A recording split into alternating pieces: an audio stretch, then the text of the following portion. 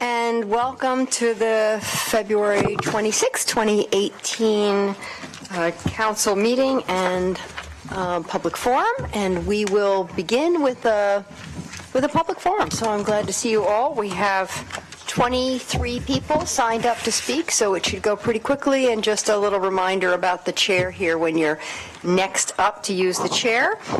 The public forum is an opportunity for individuals to speak to the City Council on any city-related issues except for those items which have already been heard by a hearings official or are on tonight's agenda as a public hearing. Each person will have 3 minutes to speak. When you come to the podium, please give your name, city of residence, and for Eugene residents, your ward if known. The timer and lights indicate the time you have to speak. The red light indicates the end of 3 minutes. And so I welcome first up Sam Hahn, followed by Steve Steele.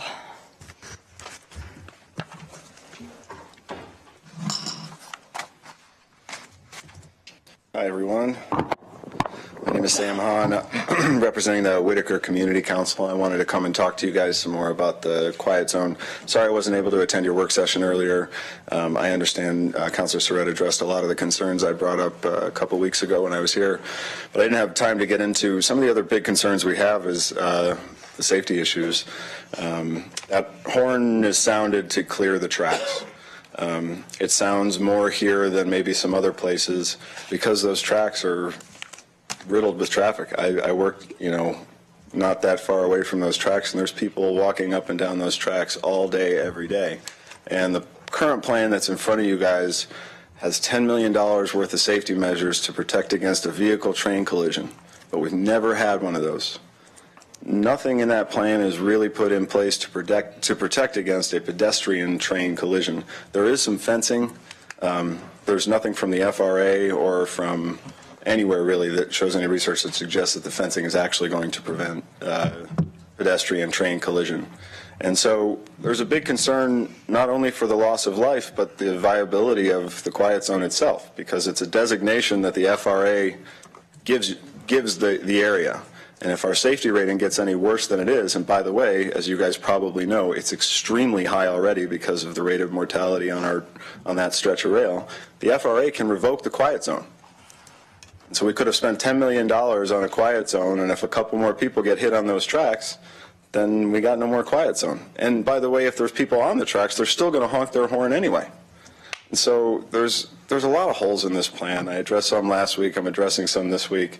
Ultimately, I was talking to Councilor Clark. I get that it's going to happen at some point, and it probably should. I recognize the safety concerns, and I'm compassionate for the folks that live next to the tracks. But as it is right now, there's just too many other things that need to get done, is my personal opinion. Thank you. Thank you. Steve or Steele? Steele. Get it followed by Max Fabry. My name is Steve Steele, Eugene. I live at Yapoa Retirement Community, 18 floors with 220 apartments, about 100 yards from a train crossing. To get an idea of the train blast from my 8th floor studio, imagine a large truck right outside your window with somebody laying on their horn. It's no exaggeration to say the train horns are louder than that. A neighbor on the 12th floor used a sound meter that showed 105 decibels. We get this around 15 times a day. 85 decibels is proved harmful to health. The legal limit for train blasts is between 96 and 110 decibels. It kind of affects your attitude, believe it or not. In 2015, the Eugene City Council convened a citizens committee to report on specific recommendations for a quiet zone in the city. Their estimated cost for the necessary constructions was at least $7 million for 3 out of the 10 crossings, not counting the inevitable multiplication of estimates due to cost overruns. There are at least 6 other quiet zones in Oregon and over 600 throughout the country. I just got a few questions. How do the rail crossing improvements recommended for Eugene compare with those already in place for quiet zones in other cities? Specifically, how do they differ in design and costs? I don't know, to me, the millions sound excessive. I don't shop in those markets. Of the citizens on this committee convened in 2015 recommending the $7 million price tag, how many were either employed by or contracting with the development companies that would likely be hired to construct and implement these projects deemed necessary to bring peace and quiet into our lives. Sorry, that was just a bit negative. If we have a quiet zone, if we can't have a quiet zone, can the legal decibel level at least be lowered below the proven toxic levels now allowed by federal regulation, please? Perhaps to the level of the Amtrak trains, which sound at much lower volumes and for much less duration. It's a big difference from where we live. One final question. What does the railroad company really have to lose by enacting a quiet zone around their tracks? What do they have to gain by having no quiet zone? We know the quiet zone is going to happen in Eugene. Basically, it's a matter of when the money wants it to happen. I am getting up in about 8 hours to go work at Egan to wake up some homeless people. It's hard work. We have other people here from Yapoa that are doing that work. There are other people at Yapoa that do a lot to give back, and we just like to see if the city could give something back to us. Thank you. Thank you. Max Fabry, followed by Serena Orsinger. Good evening, everyone. I'm here to talk about low-cost housing, and I was fortunate enough when I was a returning student at U of O to qualify for being in low-income housing. I got some firsthand experience that has stayed with me forever and was my final paper for my sociology degree. The problem seems to be that people get to move into low-cost housing and then stay there. It becomes their way of life. It's almost like a survival mode instead of a thriving mode. When I was fortunate enough to move in there, my plan was I would stay there until I got my bachelor's, and then I would be out. And that's exactly what I did. I walked on one day, and the next day I moved into a new home because I was able to get employment and move up. What I saw while I was there, however, were multi-generations in the same complex. And I understand now, looking back on it, how people can get into that lifestyle of being taken care of. When I moved out, I remember my neighbor coming over to me and saying, don't move. If you move, you're never going to be able to get in housing again. You're going to get on a list. And what are you going to do when you can't afford to be out there? This was really the mindset that was there. What I'm proposing is to maybe look at a new model for housing where we have people that are called personal service coordinators, which are really right on the property, which are like advocates and they're guides to how to get out of that situation. I understand that there are people that we need to take care of. I have a disabled grandson that is in public housing. I'm forever grateful that he has a place to live. And when I'm not here, I know that he won't be on the streets. So that goes to my heart. But I'm very active in the community. I was on the Mental Health and Alcohol and Drug Advisory Council. I knew just about every agency that came into this town. But people that are in these developments don't know how or where or what to access. Having somebody in the building that they come to trust as one of their people that are always there can help people get out of the survivor mode and into the thriving mode. I would really like you to consider a different model. Thank you. Thank you for listening. Thank you. Serena Orsinger, followed by Abe Lutke. Good evening, counselors. My name is Serena Orsinger, and I'm a junior at South Eugene High School, and I'm in Counselor Taylor's ward. I'm one of the leaders of the Earth Guardians 350 Club at South that I'm sure you are all familiar with. We recently have organized a lobby day at the Capitol to push for the Clean Energy Jobs Bill. While it was inspiring to see the efforts of all the students, it was also devastating to see the inaction climate-wise at the state level. Because of this, we have always been so proud and grateful to know that within Eugene, climate issues are prioritized, and I thank you for that. I would like to remind you that the citizens of Eugene ranked climate change as their third highest priority. I hope that as you continue to plan the city's goals, that they align with what Eugene citizens have identified as important to them. I hope you also consider my future, my peers' future, and my future children's future when you make these important decisions. We are truly terrified for our future as Oregonians, and we need adults in power to be acting with our right to a healthy climate in mind. Thank you. Thank you. Abe Lutke, followed by Ian Curtis.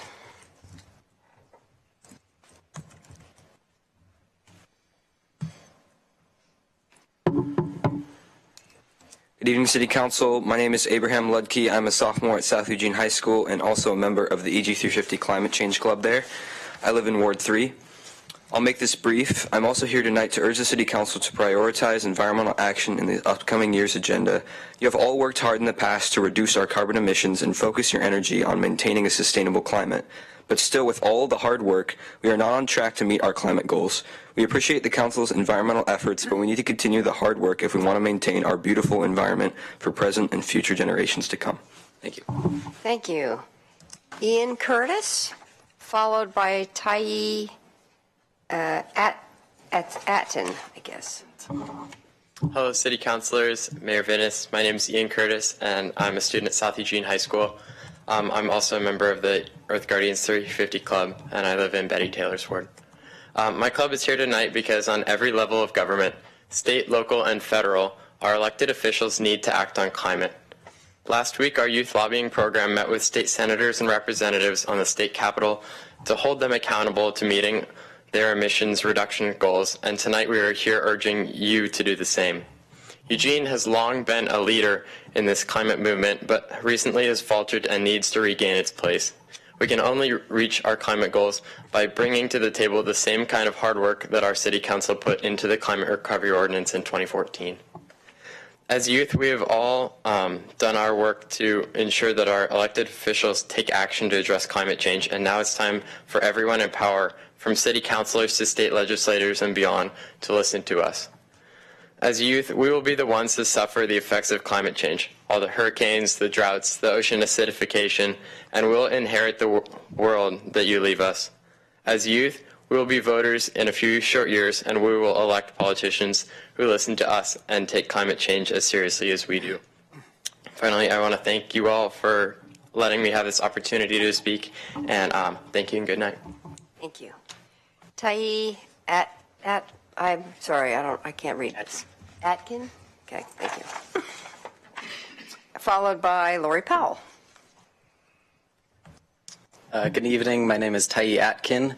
I think my group members over there put it pretty eloquently, so I'll keep this quick. I'm here to speak on my own behalf and the behalf of the 20-some other group members who couldn't make it tonight, and the 50 to 100 other people that I work with in a youth activist community to represent our interests who also couldn't make it tonight. I want to share a personal story with you. I was at Smith Rock Park 2 weekends ago, and there were a lot of bear tracks and bear scat out, and to me that's a red flag because bears shouldn't be out quite this early. The uncharacteristically warm weather we've experienced is a sign of the tangible effects of climate change in our local area, and I'm not asking you to go down and protect Smith Rock, but I am asking you to do what you can to protect our local flora and fauna in Eugene. And I think that's a really important thing to remember with climate change, is that it's not just some theoretical thing that's going to affect the globe and other places. It's going to change our ways of life. And as a youth, that scares me. Thank you. Thank you. Lori Powell, followed by Anita Van Aspent.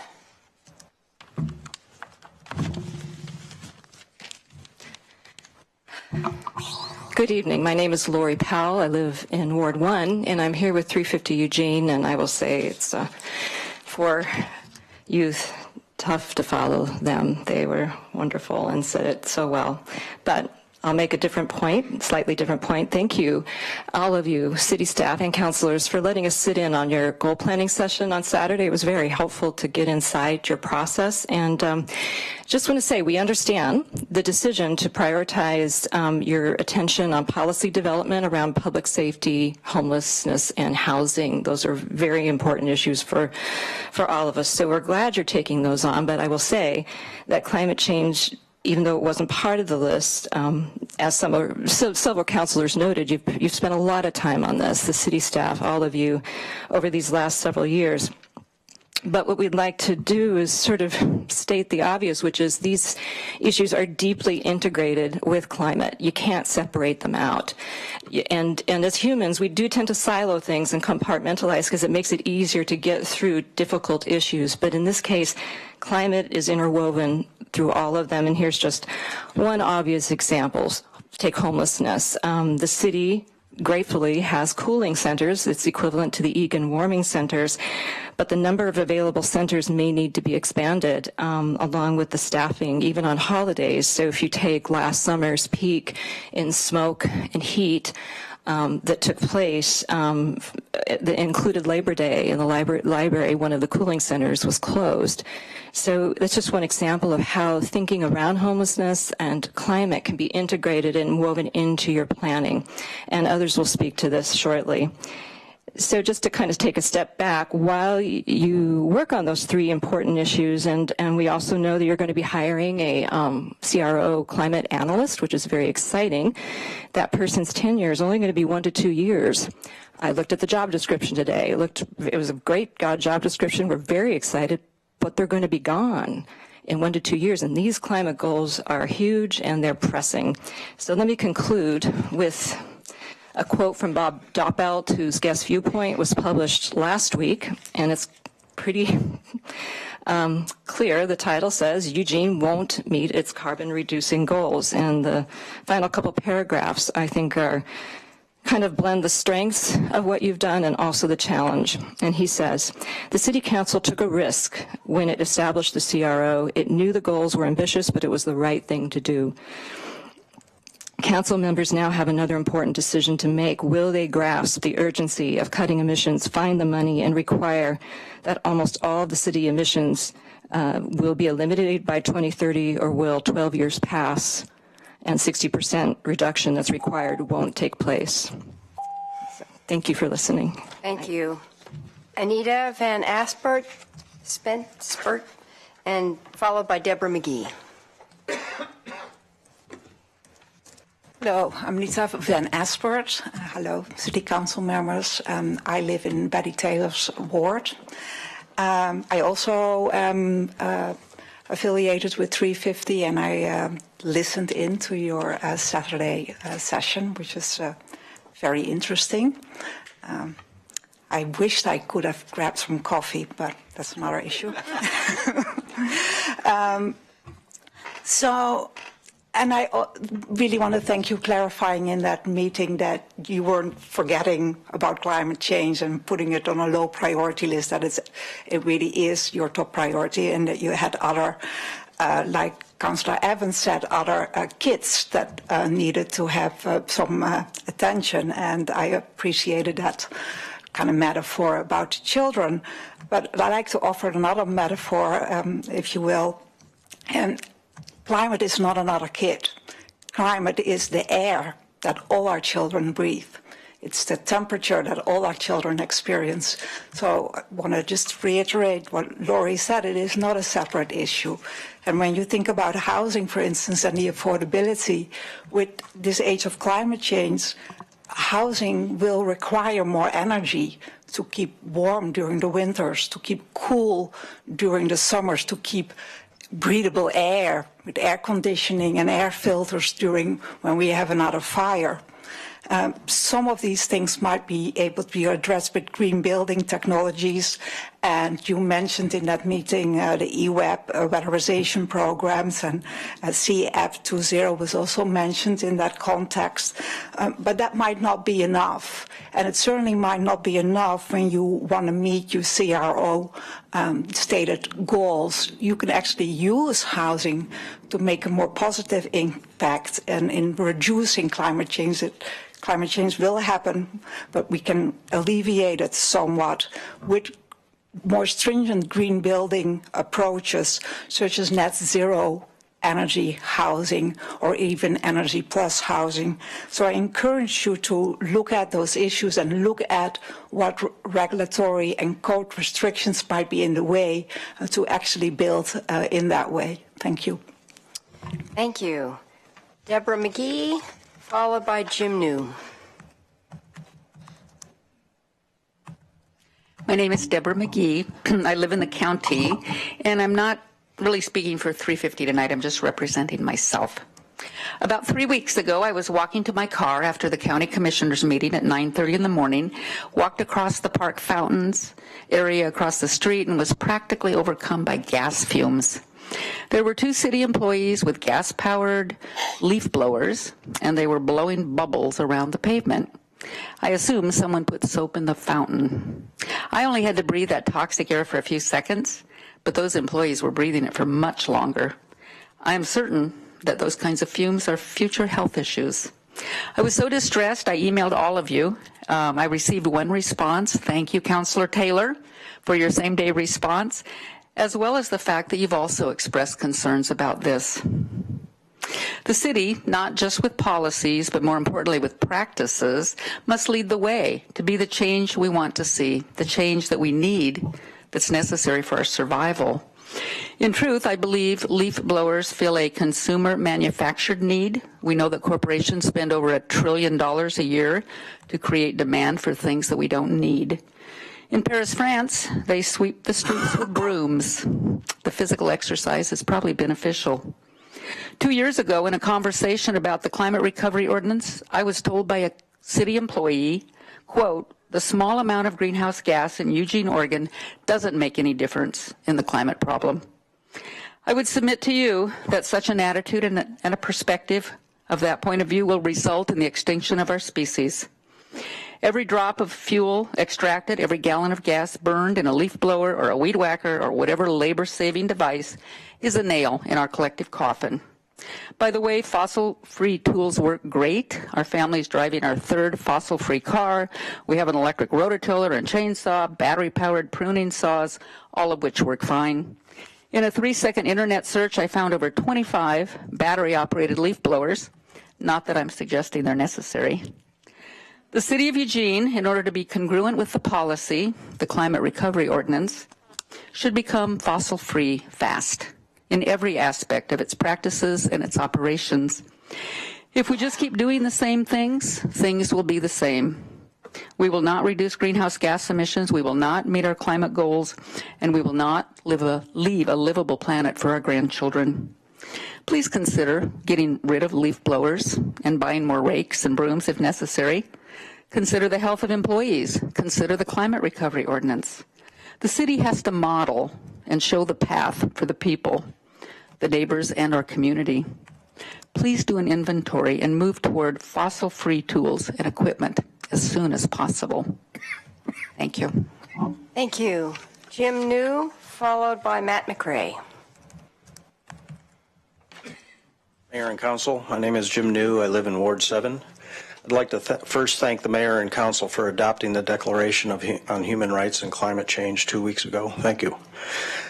Starting in June 2017, there were to be quarterly reports concerning amending the transportation system plan to include the greenhouse gas measures and assessments to proposed transportation system plan projects. Have these been received by Council, as they have not been posted on the website for public viewing? They're supposed to be quarterly statements. Last month, the Oregon Court of Appeals upheld Portland's no new fossil fuel infrastructure ban as constitutional, affirming the city's power to regulate the safety and welfare of its citizens and sending a powerful message to cities across the country that they too can take the lead to limit fossil fuel use. This court ruling sets precedent for similar climate action, and how Portland passed the nation's first fossil fuel infrastructure ban sets an example for communities such as Eugene to implement the renewable energy transition while reaching the goals of the CRO and the CAP. This decision says local communities have the right to restrict fossil fuels, their infrastructure, the risks and costs they bear on their communities. Elected officials in Idaho, California, and Washington have publicly committed to creating similar climate action policies in their communities. Seeing the potential of the proximity to Asian energy markets, the fossil fuel industry has been planning expansion of oil and gas export operations in the Pacific Northwest.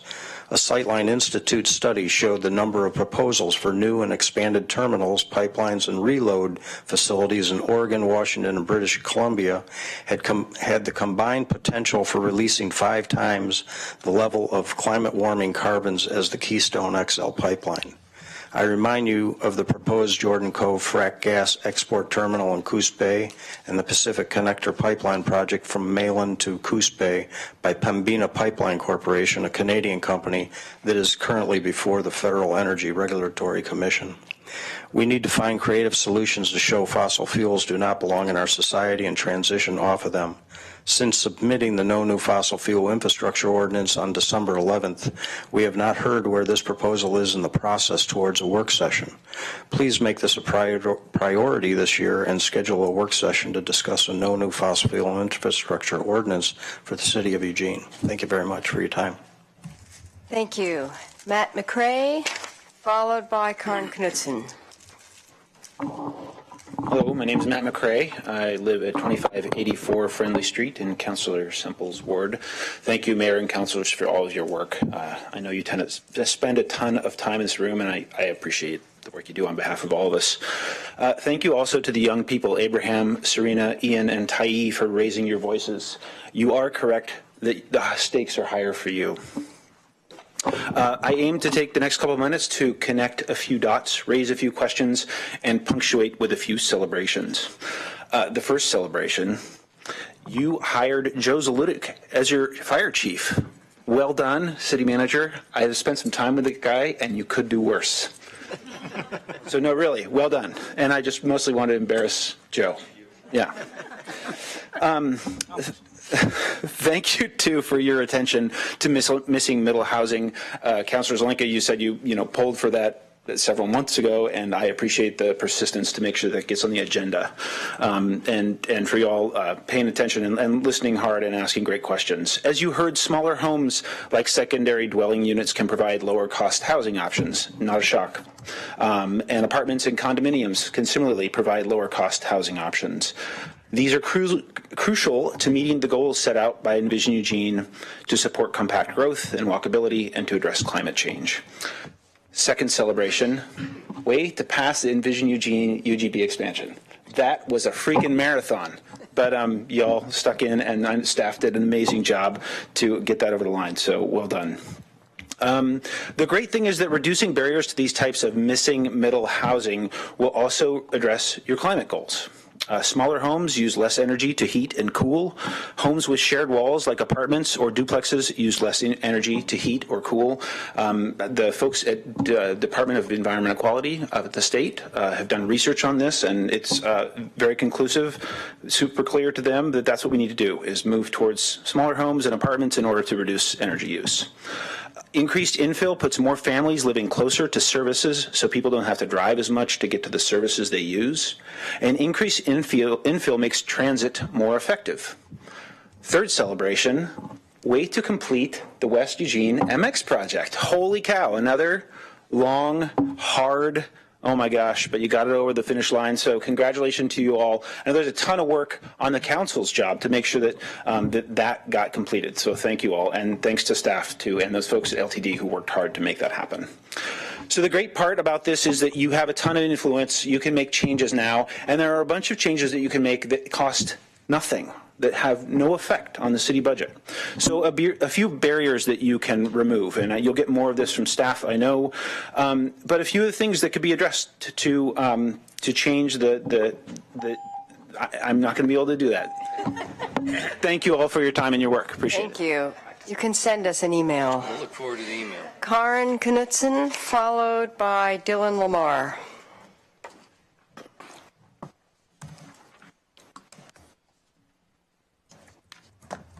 Thank you, Mayor and Council. My name is Karen Knutson. I am the principal and founder of Larco Knutson, a sustainable urban design consulting firm, and also the project lead for the Better Housing Together effort. Thank you to all of the councilors who were able to join us at that community forum last week, and to several others who have expressed their interest and their willingness to engage in conversation and learn. And that is really what we are talking about with this effort and with our community, and the response thus far has been really heartening. Better Housing Together is a collaborative, community-led, coalition-based effort to address the housing crisis in Lane County. We are led by a steering committee. We have more than 30 organizational and business partners who have signed on because they feel that this crisis needs action and they want to be a part of solutions. And collectively, and Better Housing Together as a project can see a future that includes more walkable, quality, age-friendly housing, where individuals and families have housing choice and more opportunities to invest in a bright future here. I'm going to tell you a little bit about the forum that we held on Wednesday, because I know not all of you were able to attend, but I also want to point you to the betterhousingtogether.org website, and certainly any members of the public who are interested in this work or becoming a part of this effort to work on the housing crisis that we face. But last Wednesday, February 21st, we had 256 seats available. We filled every seat we had available and managed to find a little bit of space in the wings. The response from the community, from our partners, from people outside of this community who are very interested to see leadership from Eugene, Springfield, and Lane County around this issue came together. We had 2 hours of time, and we really tried to fill every minute of that agenda with something that people would find useful. To themselves, but also to our community. So we kicked off the forum with a reception and an exhibit by the U of O Housing Design Studio that we've been partnering with over this year. Not many people know that the U of O is home to the nation's best housing design program. Little known fact and thing we should be proud of. But we are taking advantage of that close proximity to a great resource and bringing them into this discussion about what local innovation and leadership and great outcomes might look like. Those students presented really the very first passes at some of their research and ideas, and their midterm presentation will be coming up on March 15th at the University of Oregon from 2 to 6 p.m. Please feel free to join us for that, and we'll make sure that you have that information. After we thanked our more than 30 partners and the sponsors who allowed us to do things like print materials and have them waiting for everyone at their seats, we showed a short 4-minute film that we had put together to talk about the housing crisis, and you can see that on betterhousingtogether.org. Thank you. Thank you. Next up is Dylan Lamar, followed by Seth Sadowski.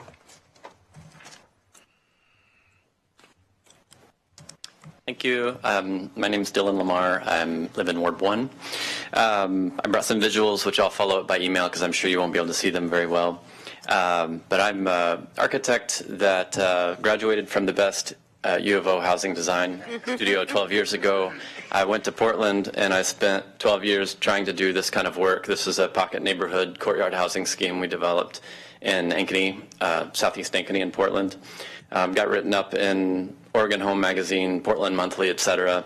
It took us about 5 years to find another property that we could build another one on. We're currently in construction on that one, 16 units, this one. It's very hard to find property that you can do this on, extremely hard.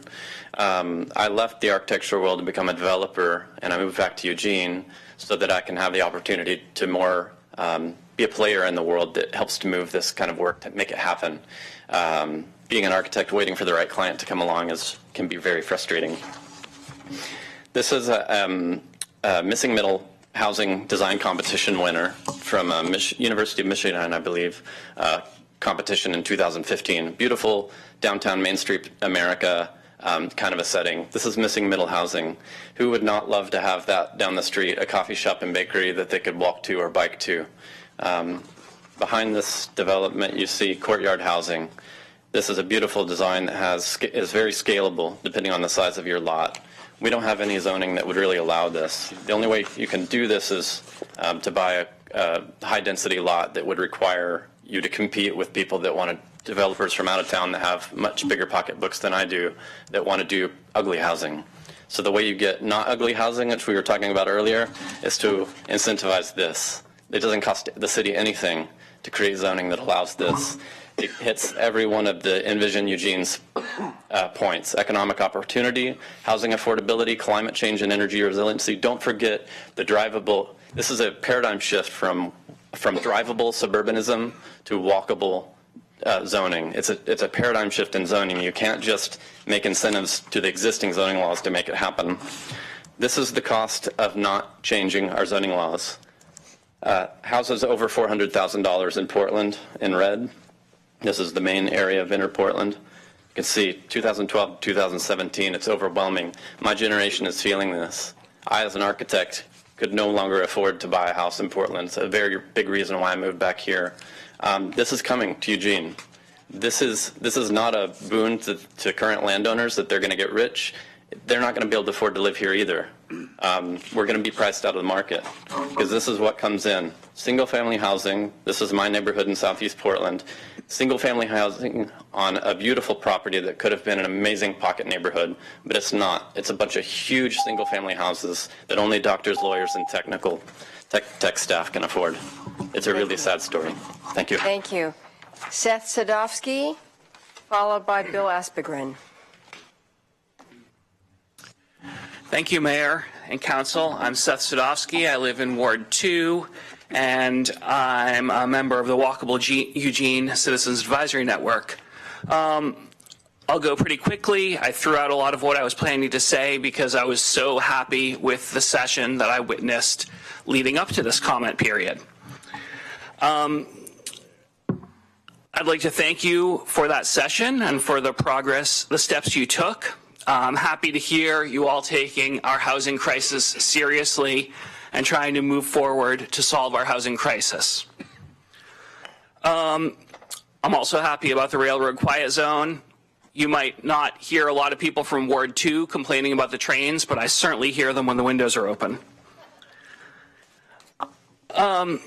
I'd like to add another thank you on top of Corinne to those of you who were able to make it to the Better Housing Together Forum last week. I think that was really, really good for those of you who could be there and to be part of that conversation. I've heard a lot of people before me were talking about climate policy, and I'd just like to remind you that housing policy is climate policy. We're not going to meet our climate goals if all new development and all new residents are in single-family homes at the edge of the UGB. We need to find a way to concentrate and fit these people in along our major transit corridors, or else our climate goals are just a joke. Also remind you that the more growth that we can accommodate within our existing footprint, rather than at the edge of the UGB, the easier it is for us to pay our bills. Roads, sewers, electrical lines, those are all cheaper if we're compact and more expensive if we're spread out. Thank you. Thank you. Bill Aspegren, followed by Nick Dykes. Hi, I'm Bill Aspegren. I live in Ward 3, Alan Zelenka's ward. The hot topic these days is middle housing coupled with affordable housing, whatever the definition of that might be. I attended Daniel Perlick's presentation last year, the Better Housing Forum, Better Housing Together Forum, a presentation at Pivot Architecture, and today's work session all on middle housing. Carolyn Jacobs and I are working with a UO student on middle housing options in South University. And additionally, I've talked with people in other neighborhoods and attended a neighborhood general meeting on the subject. So I've been involved with a lot of the middle housing discussions.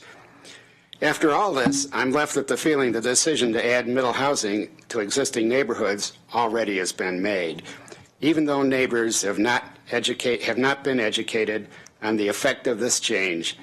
People are ready to change code and move full steam ahead. I think we need to slow down a little bit. Before committing to middle housing, the middle housing model, a robust education and conversation needs to take place with people in the neighborhoods.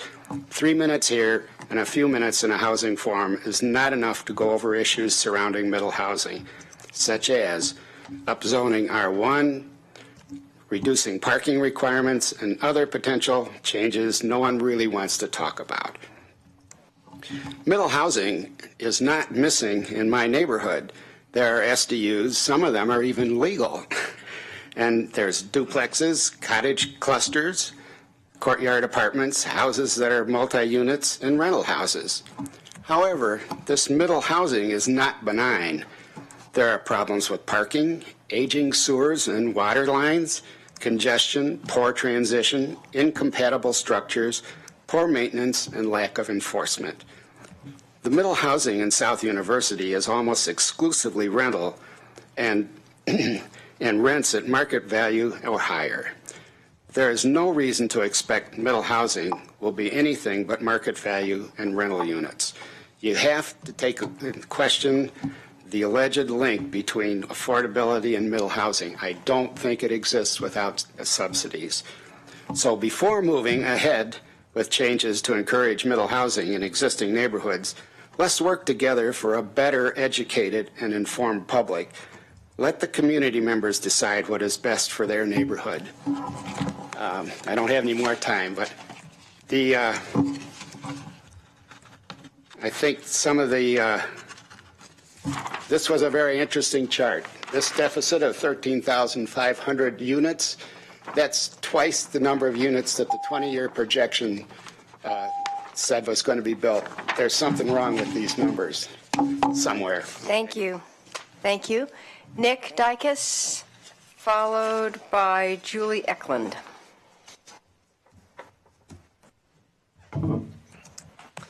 Hello, my name is Nick Dykes and I live in Jennifer Ye's ward. I'm here tonight with 350 to talk a bit about how climate change affects one of your top areas of focus this year, housing. First of all, thank you for discussing affordable housing during your planning retreat last weekend. Due in part to climate change, demand for affordable, dense, and connected housing in Eugene is likely to grow in the coming decades. 2 years ago, my partner and I were living on the central coast of California, and I came across a map produced by NASA showing that droughts that are extreme by today's standards will be normal by the end of the century in the Southwest.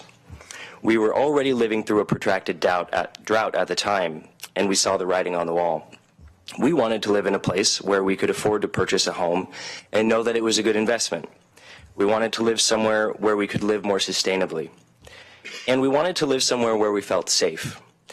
These are some of the most significant reasons why we moved to Eugene. I know that there are others like us who are moving or seeking to move to the Pacific Northwest. But soon we will also see a migration of climate refugees. People like our friends who lost their houses in California's wildfires, and elderly people moving from climates where the summers will be so hot as to be life-threatening, and already are. Cliff Mass, an atmospheric science professor from the University of Washington, predicts that the Pacific Northwest will be one of the best places to live as the Earth warms. He foresees a mass exodus of climate change refugees. This map predicts areas that will experience extreme increases in drought, hurricanes, heat waves, and sea level rise. And we'll continue to keep experiencing the effects of climate change in Oregon, but as you can see, we're in the white area that doesn't have a big scary dot. We will be spared the worst, according to these predictions. Lastly, in a new study in the journal Science, researchers analyzed the economic harm that climate change could inflict on the United States in the coming century. In this study, Oregon actually sees a growth to GDP by the end of the century, while vast swaths of the country see massive financial damage from climate change. The authors warned that climate change tends to increase pre-existing inequality. As you can see from the map, some of the poorest regions in the country could see the largest economic losses, particularly in the southeast, by the end of the century. For all these reasons, it is essential that the Council consider how the circumstances under which people arrive in Eugene or seek to arrive in Eugene may be very different in the not-so-distant future because of climate change. Thank you. Thank you. Julie Eklund, followed by Eliza Kaczynski. Hello, my name is Julie Eklund, and I live at Yapoa Terrace Retirement Center. I just want to make one quick point about the train noise, because I hear it 15 times a day. This does not necessarily apply to the Amtrak trains. They seem to come at a level that is fairly steady. But the Union Pacific trains, and I believe that there is some sort of regulation about how they are supposed to use their horns, they frequently do not adhere to the regulations, and sometimes the horns go on and on and on and on and on, and they keep going, and it's really more disturbing than it needs to be. And I'm wondering if there's something that can be done about that. Living at Yapoa, we feel like we have no redress in that order. How do you do anything about that? So I just wanted to make you aware of that, and thank you. Thank you. Eliza Kaczynski, followed by Sandra Brzezinski. Hello, I'm Eliza Kaczynski. I'm a resident of Ward 1, and I'm a member of RECAN. I want to thank you so much for the missing middle work session and housing affordability work session that you had today. I've been looking forward to that work session for over a year now. So thank you again for requesting it, Councilor Zelenka. I want to second some of the comments that some of you made about timely action regarding this. I understand that you're in an assessment phase at this point, but without timely action, this is a concern that's going to get worse and worse. Part of the reason why we're in the situation that we're in now is because we didn't build the housing and the types of housing we needed in the past, and so we need to figure out how we can correct that going forward. Some numbers, I'm sure that staff will be bringing you better numbers soon, but these are the ones that I just kind of had. Between 2015 and 2017, according to PSU, our population increased by over 4,000 people. That is a little bit, based on our average household size, a little bit over 1,900 new households. In the same time, we issued building permits, for 1,204 houses. That's a difference of 700 homes. This is about affordability. When we look at supply and demand issues, if we are not building enough homes for the people who want to live here, who are moving here, the prices are going to rise. It's also about options. Thank you, Councilor Surratt, for bringing that up. Single-family homes and apartments are not for everybody. We need SDUs, we need cottages, we need row houses, we need plexes, we need single-room occupancies. All of these different options are options that used to be legal in Eugene, that used to be things that you could build. Many of the historic examples we see, you can't build anymore under our current code. So please continue to keep this a topic of conversation. I'm really looking forward to maybe monthly work sessions on this topic, and look for options that can be implemented quickly and inexpensively. One thing I would look at is the secondary dwelling units. Part of the reason why we've been talking about that as we can for the past year is because we do think that's an option that can be implemented relatively quickly. So thank you very much and have a great evening. Thank you. Sandra Brzezinski, followed by Zach Mulholland.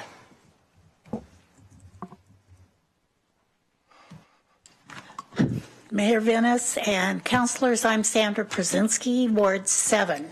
I also live at Yapoa Terrace, and when my friends heard I was coming, they said, can you convey to them what it's like to live with Union Pacific trains? So imagine that you're on the phone with your granddaughter who has called and she's crying and she has to talk to grandma. Or imagine that you're listening to a TV station and the newscaster reports something wonderful has happened in Washington. Okay, that takes imagination. Or pretend, and this has happened, that it's your surgeon and he has the news.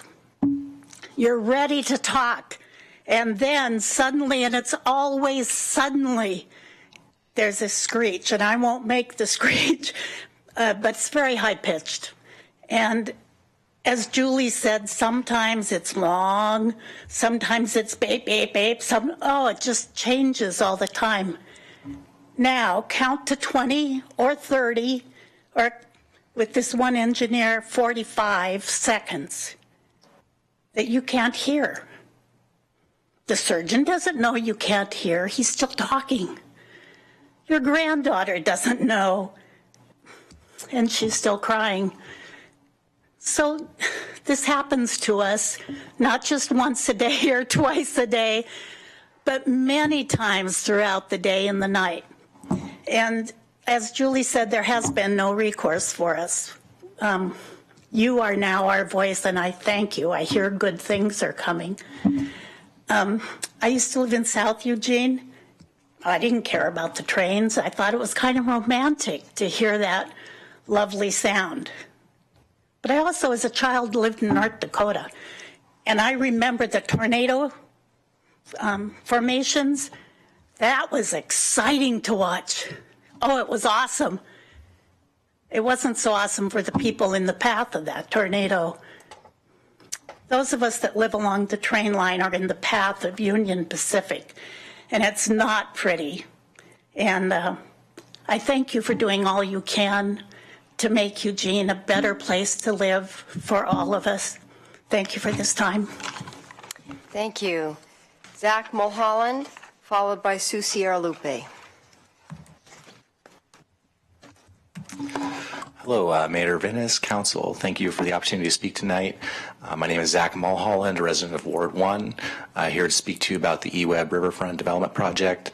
Got to speak to you 2 weeks ago where I focused a little bit on the loss of public space in the latest proposal from Williams and Dame, as well as a loss of green space and public space. Wanted to focus in tonight a little bit on public process. Thank you very much to the councilors that have met with me so far. I look forward to hopefully meeting with more of you to discuss this issue in detail. On public process, I just wanted to point out that the eWeb Riverfront Master Plan gathered thousands of public comments, hosted many public events, resulted in a 180-page master plan and a 300-page appendix. It's just a massive amount of work that went into that eWeb Riverfront Master Plan.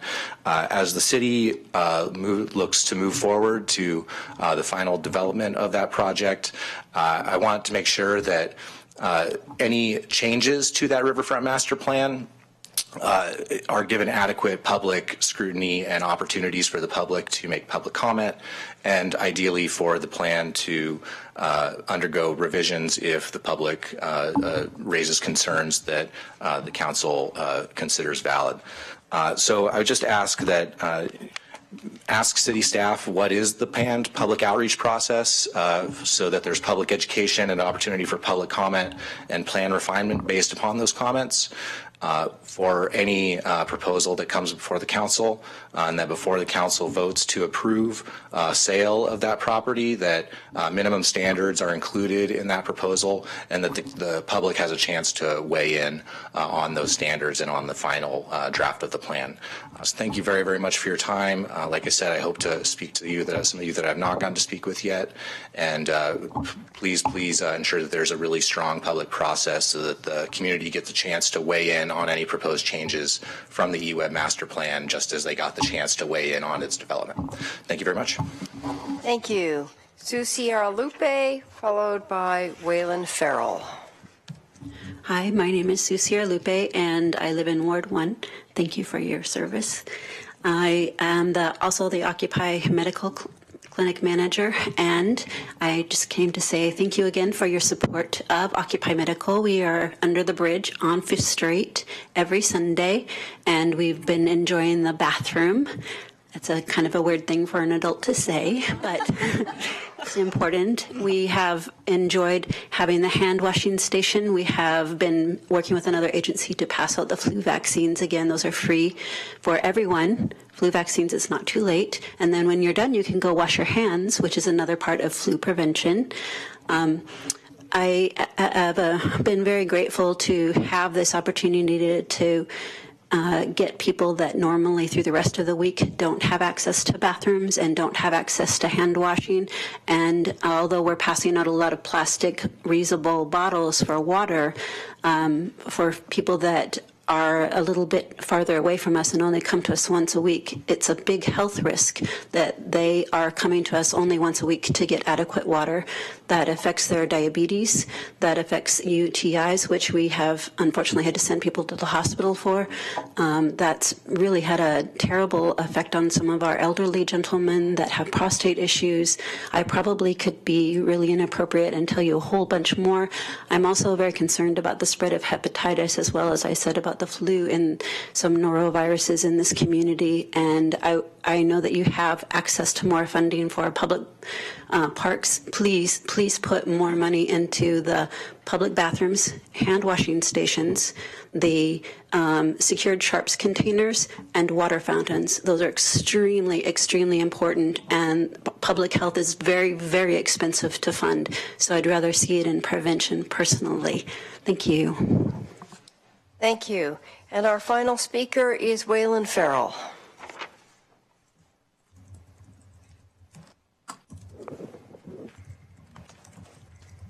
Hi, I live in the Whitaker neighborhood, and I've lived there since 1996, most of the time, but minus a handful of months.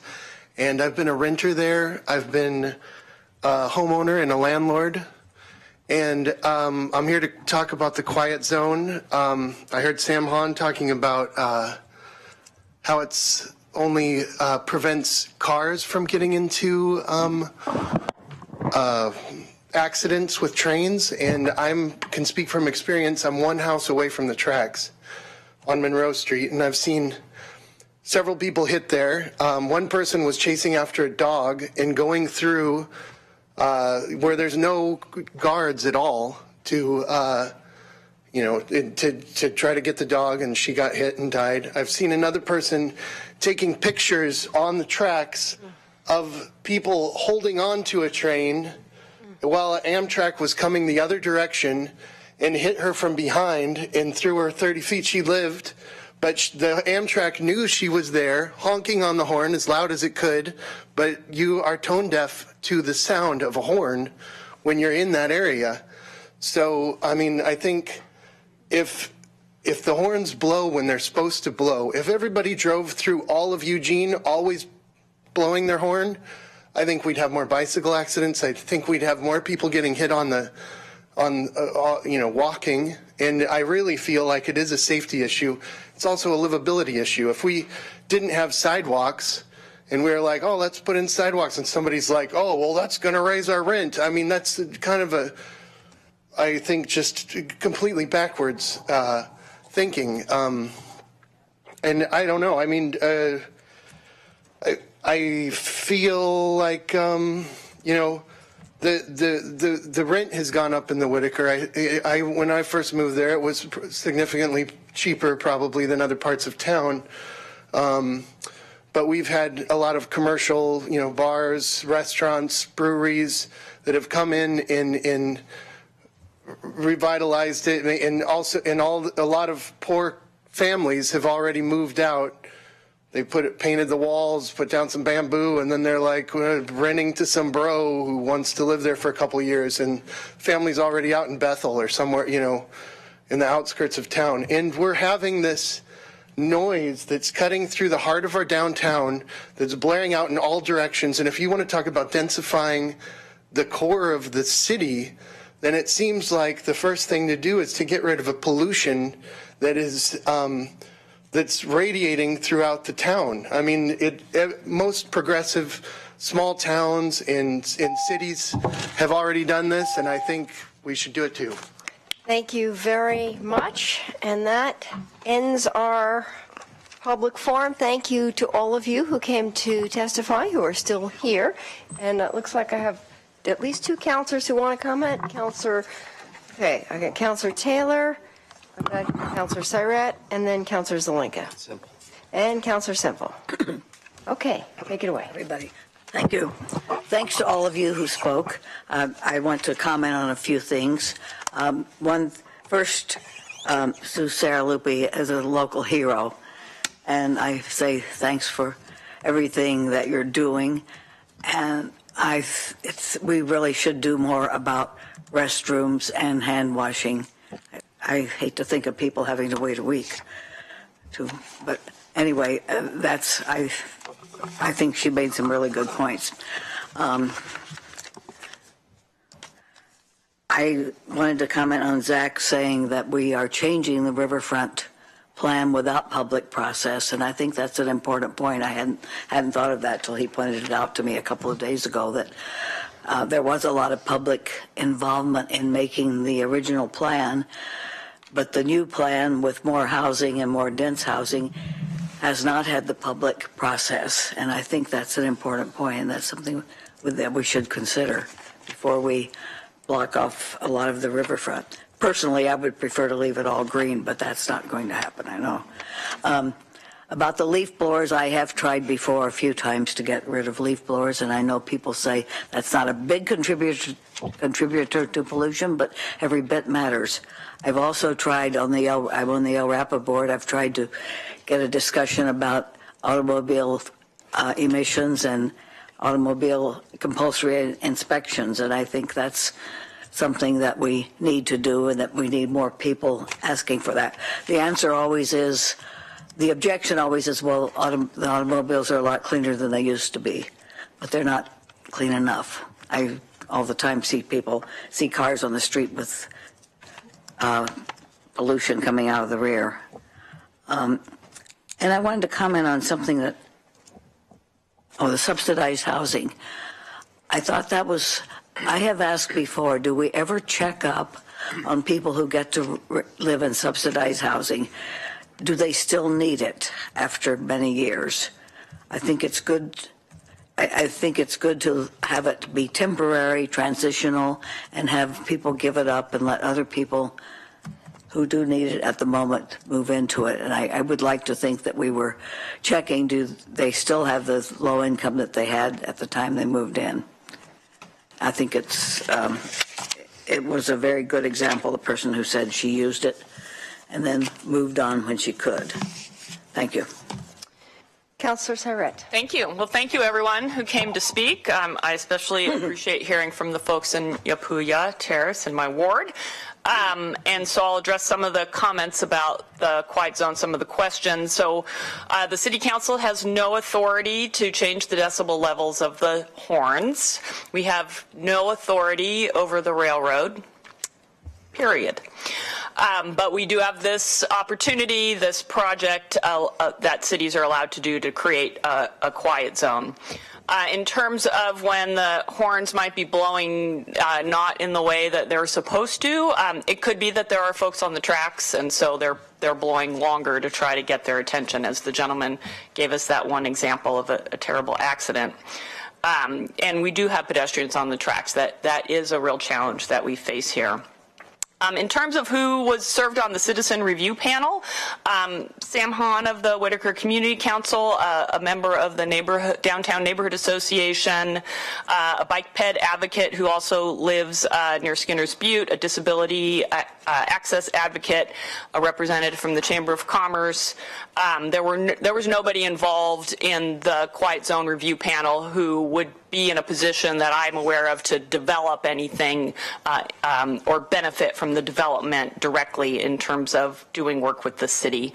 And I think our plans for the zone and the crossings compare favorably with other communities that have done this. The panel was asked to look at the various options. There's only so many things we can do at the crossings in order to qualify for the quiet zone. And so they looked at a menu of what those options were and tried to choose ones that would work best for each crossing. And they also worked really hard to implement a zone that would get approved and not require closing any crossings that are currently open. So I think they did good work there, and I'm very pleased that we are moving towards a strategy to get that funded, and I really appreciate folks coming out to talk to us about the impact that the train has on their daily lives.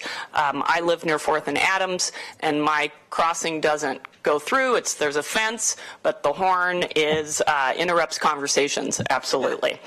And then I also appreciated Zach pointing out the need for a public process for any significant changes. I recall asking long back when I think the U of O Foundation was going to be the developer, will they need to adhere to this master plan? And I was told yes. So I liked what William and Danes showed us, but I do think it needs to honor the master plan. And if there are significant changes, I do believe that we need to look for some kind of public process, maybe not as lengthy as the one we had for the first one, but some kind of process to make sure that that meets with master plan's intentions. Thank you. Councilor Zelenka. Yeah, I echo what Claire said about the quiet zones, and I'll add that the cost and design of the quiet zone fixes is dictated to us by the railroads and the FRA and as to what's acceptable. It's not much of a choice of the things that we can pick from, and all of the fixes are expensive. So it's not really something we can do cheaper than other folks. Mr. City Manager, can we possibly, Mayor, can we get a presentation on the missing middle housing U of O folks? That was part of the presentation at the Better Housing Together, and it was really fascinating what they came up with. And I don't mean a drop-by thing, because that's a waste of their time, because that won't work. But if we could maybe schedule some time where we could see that work that they've done, it's very illuminating, I thought.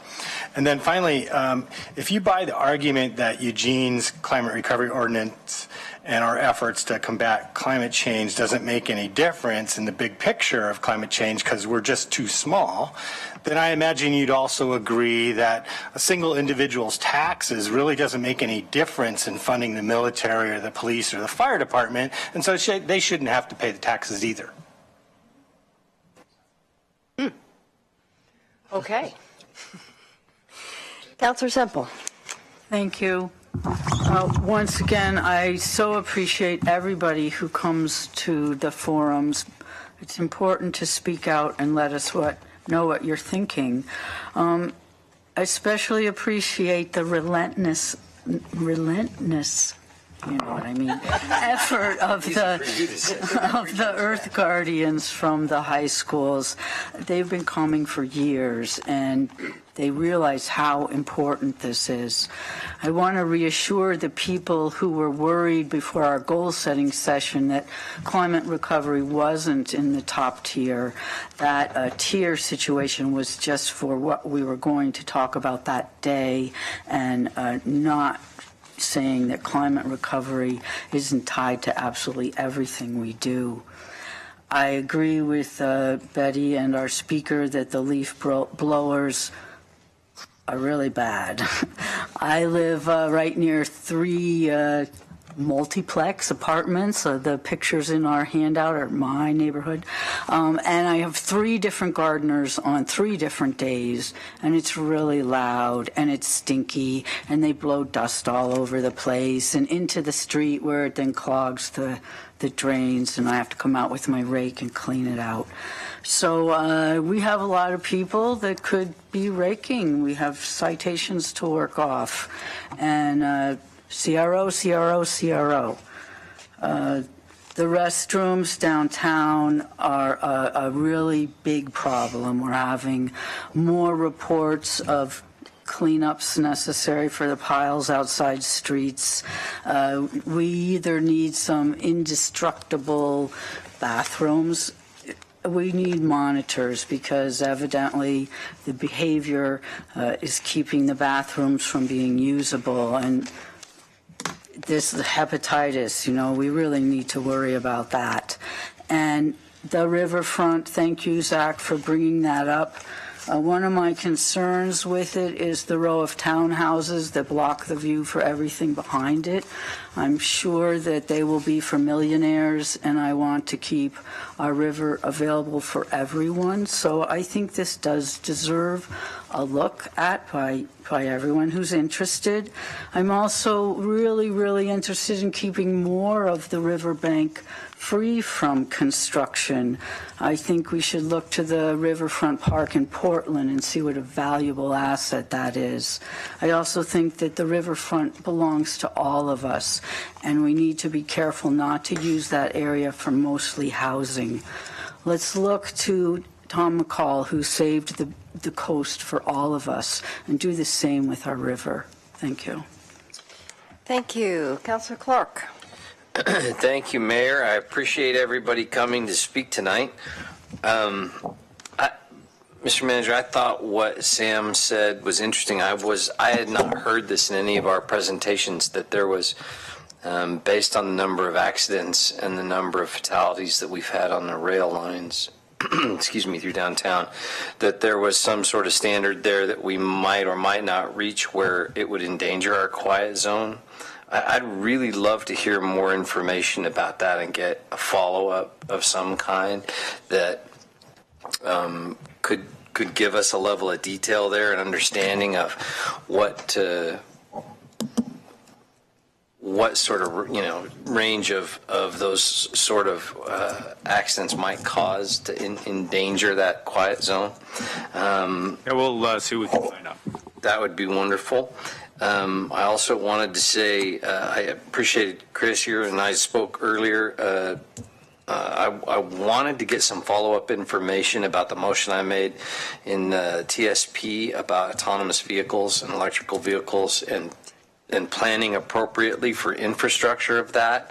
I was reminded, or someone had said that perhaps there was a report back in January in that motion. I can't recall if that's actually true off the top of my head, but I do know there was something in there about follow-up, and I wanted to make sure that I got some information. I appreciated that we connected there, and I thought I saw Rob back there somewhere too. But I would love to get some follow-up information there. And to Nick, I appreciated what you said and all your data. I'm going to send you an email because I want to get a little more of that. Thank you very much. Anybody else? Okay, I want to thank everyone who came. I had two favorite quotes of the day, and one was Seth Sadovsky saying, housing policy is climate policy. I like that way of thinking. And the other one was Deb McGee saying, if we keep doing the same thing, things will be the same. That's my excellent comment on moving forward. So thank you all for coming and speaking to us, and I believe we're ready to go on with the meeting. So... Would you like a motion? Yes, so first up is a consent calendar. I move to approve the items on the consent calendar. Second. Is there any discussion about that, needing to pull anything off? All right. All in favor of the consent calendar? 1, 2, 3, 4, 5, 6, 7, 8. Thank you very much. That passes. Okay, the next item, potential action, property disposition. Manager? Thank you, Mayor, and I'll ask Michael Kinnison to come up and give a brief presentation.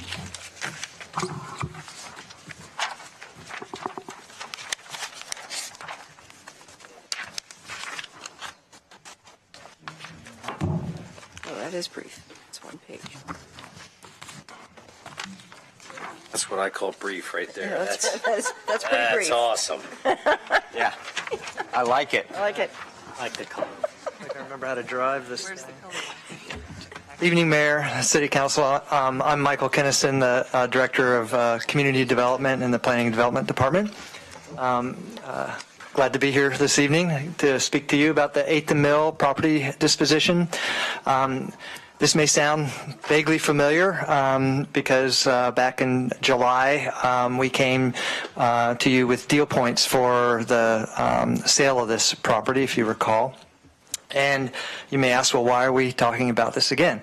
Well, as we move through the closing process with the prospective buyer, which is the G Group LLC, we realized we had a unintended ambiguity in the deal points, and given we know council's interest in clear communication around our property dispositions and the entrance in transparency around them, we just thought it best to come back and get some clarity on what our interest is here. And specifically what it relates to is the dedication of an easement on property adjacent to the property that we are proposing to sell, but that's also owned by the G Group.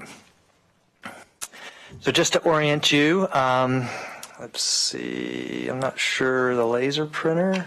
Ah, there it is. Okay, great. So this is the property that we're proposing for sale, the 8th and Mill site. It's right across the street. Up here would be the U.S. Courthouse building, and adjacent to Mill Street here. And this has been used as a parking lot for a while. The G Group also owns this piece of property right adjacent to our site here, as well as some additional property there in that block. The deal points speak to the dedication of an easement, 5-foot easement, both on the property that's being proposed for sale, as well as on the adjacent property that the G Group owns. And the reason that we're proposing that is because we see this as a unique opportunity to continue laying kind of the foundation for a very inviting, safe, pedestrian way along 8th Avenue from our core of our downtown all the way to the Willamette River. And that's becoming increasingly important as we move forward with the downtown Riverfront project.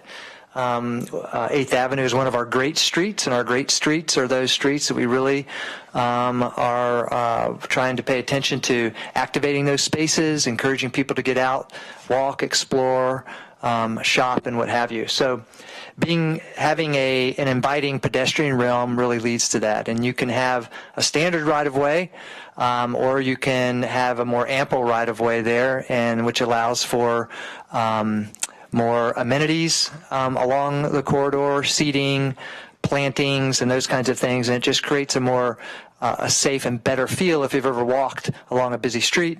And the wider the right-of-way is, the more inviting that feels. So that's really why, that's the context and why we're doing this. And it's consistent with what we've been doing from downtown, both along the property that we sold to the Shed.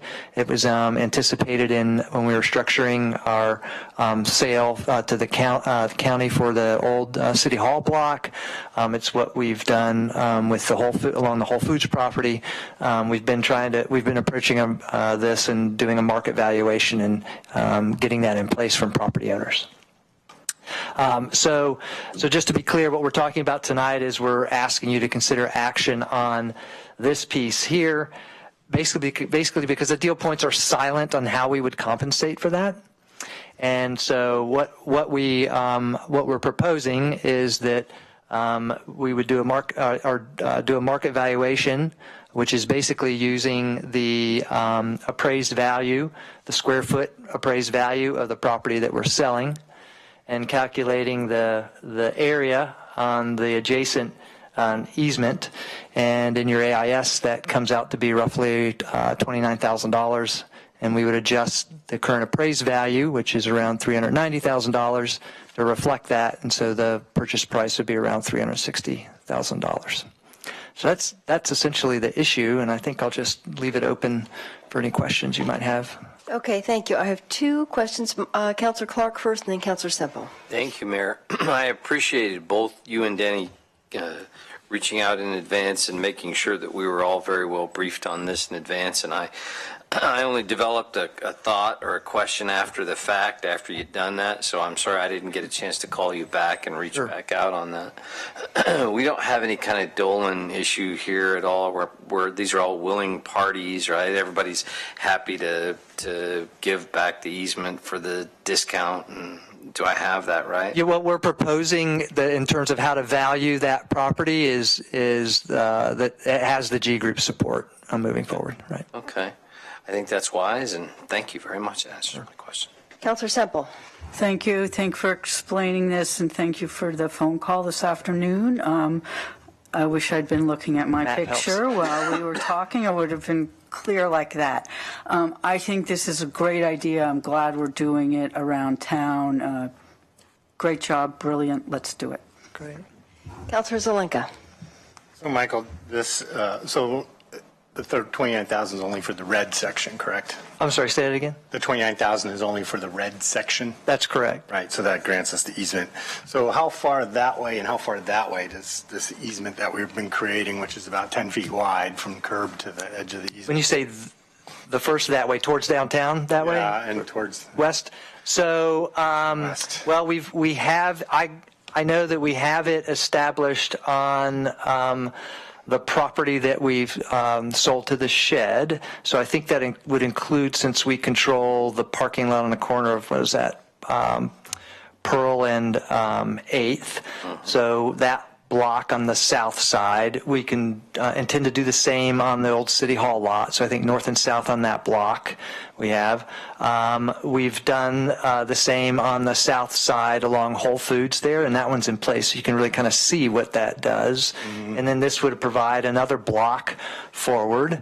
And then we also have a similar arrangement on the Northwest Community Credit Union and the block moving forward from there. On the north side of that? Yes, yeah. Right, so it goes all the way from the railroad tracks all the way back down. Essentially. Yeah, Mm-hmm. okay. Yeah. Great. Thanks. Okay, are we ready for a motion? I move to authorize the city manager to amend the purchase price terms to reflect the value of the easement on adjacent property owned by G Group, LLC, as identified in Attachment A. Second. All in favor? 1, 2, 3, 4, 5, 6, 7, 8. Got it. Thank you very much. Thank you for that explanation. It was very clear. Okay, I am now closing the meeting of the City Council and convening a meeting of the Eugene Urban Renewal Agency. Manager? Thank you, Mayor. I'll turn it to Amanda for this item. Good evening. My name is Amanda Noble Flannery, and I'm the Economic Prosperity Programs Manager. I do have a short presentation. Earlier this evening, you had a work session to discuss funding for the 7 railroad quiet zone crossings, and this action item is about the 3 eastern crossings.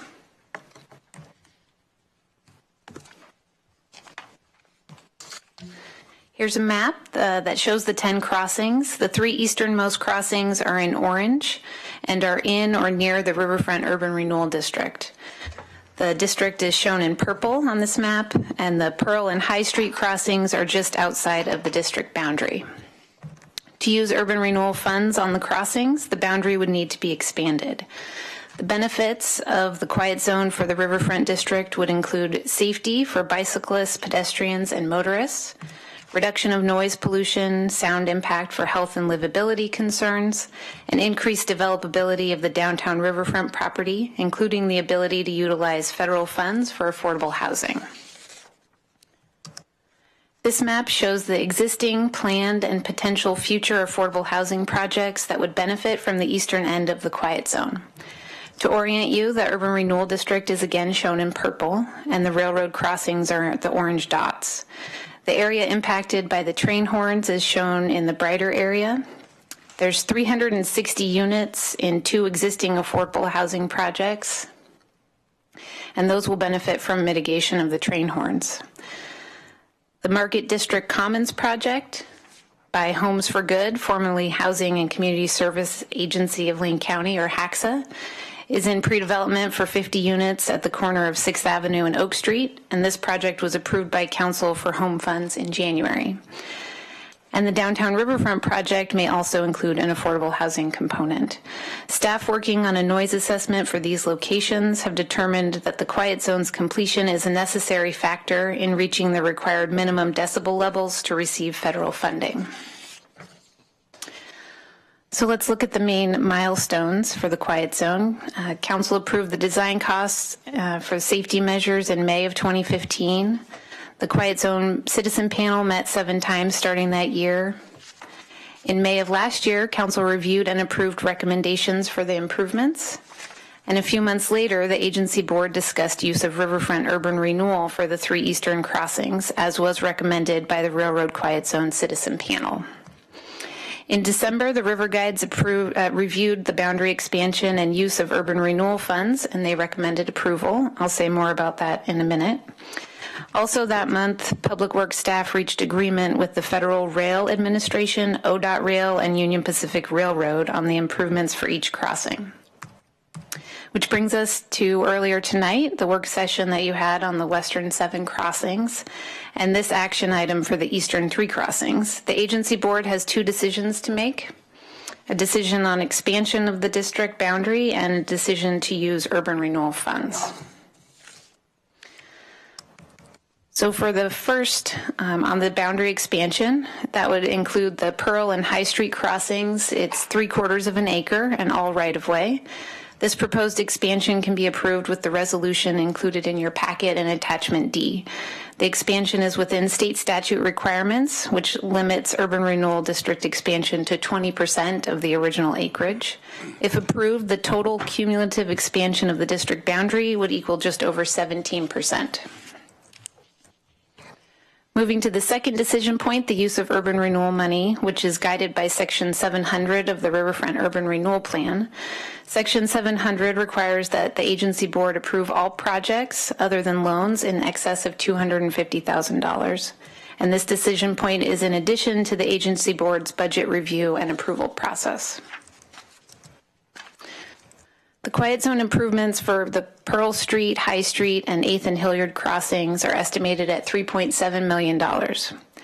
Based on current balance available that has not been budgeted for other purposes and the FY19 anticipated tax increment revenue, the district would have the financial capacity to budget the full cost for the 3 crossings in FY19 without the need to borrow funds. So let's look at the spending limit, which is a spending cap over the life of the district. It's also referred to as maximum indebtedness. Originally, it was set at $34.8 million by council in 2004.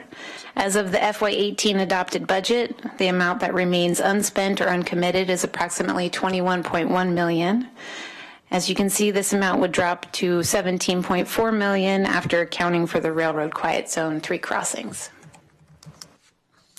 The advisory committee for the Riverfront Urban Renewal District is the River Guides, which was selected by the agency board last October. The River Guides met December 12th to discuss the 2 decision points and unanimously recommended that the agency board expand the district boundary for the 2 crossings at Pearl and High Streets and use urban renewal money for the improvements. The River Guides also encouraged council to act promptly on funding the other 7 crossings, which you did earlier tonight. So the next steps for the quiet zone. Today we're discussing the boundary expansion and use of urban renewal funds for the improvements. And if the agency board approves urban renewal funds for this purpose, the expenditure of those funds will be added to the FY19 proposed budget and go through that review and approval process. Additionally, the city will enter into an agreement with Union Pacific to move towards project completion, and it's a 3-year process for the railroad to design, procure equipment, and construct the improvements. So your options for tonight, you can approve the boundary expansion of 0.76 acres and the use of urban renewal funds for the quiet zone crossing improvements within that district. You can reject the boundary expansion and approve the use of urban renewal funds for the 8th and Hilliard crossing, which is within the existing district, and that's $2.3 million. Or you can reject the boundary expansion and reject the use of the funds for the improvements. I'm here for questions. Okay, thank you. Do I have any questions? Okay, Councilor Taylor, Councilor Syrett. Not exactly a question, it's just a comment. As former Senator, long ago Senator Dirksen from Illinois said, $1 million and here and $1 million there. First thing you know, you're talking about real money. One of my big objections to urban renewal is, well, one is it never dies and it tends to creep and expand, and the money is too easy to spend without public process. And I think it's I will be voting against the expansion. Thank you. Councilor Syret. Thank you. Well, I support the motion that's in our packet and that's been presented by staff. I think it's the logical way to fund this part of the quiet zone because it will serve that riverfront development. And I want to thank the city manager for addressing the concerns I and other councilors raised about securing a path for the funding for those 7 crossings before we took action on the urban renewal district funding, since we knew that was available and we didn't know what the other funding options would be for the other 7 crossings. And I also want to thank the river guides for taking the position that we needed to be mindful of making sure we had a plan for all 10 crossings, even while they recommended this small expansion of the Riverfront Urban Renewal District in order to fund the 3.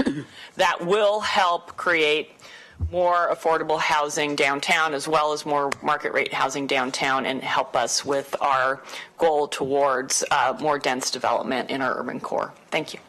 Councilor Semple. Thank you. A question, the total price for the 3 crossings is 3.7 million, is that correct? Yes. And then if we just use the one that's already in the urban renewal district, that would cost 2.3? And so does that mean that is included in the 3.7? Right. So if we didn't add the rest, the 2 new crossings, that leaves 1.4. So do those 2 crossings only cost 1.4? If that's the math, yeah.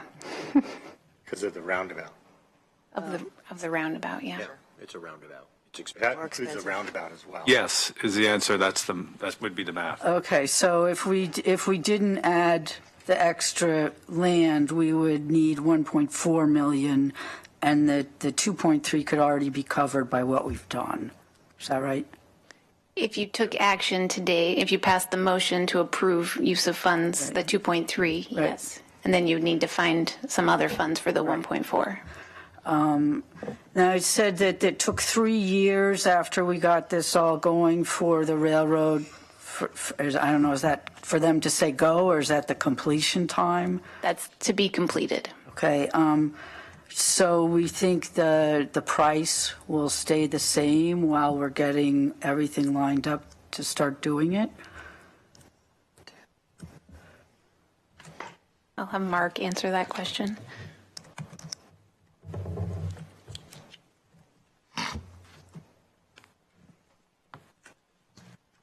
There is contingency in that price, so yeah, there is some risk that, depending on what inflation is, but we have built contingency into the cost estimate, so we're optimistic that we can get it built for that amount of money. So it won't be like City Hall? No. Okay, thank you. I think I'm going to go for number 2 just because I've said all along I don't like urban renewal, and I agree with Betty. I don't want to make it any bigger.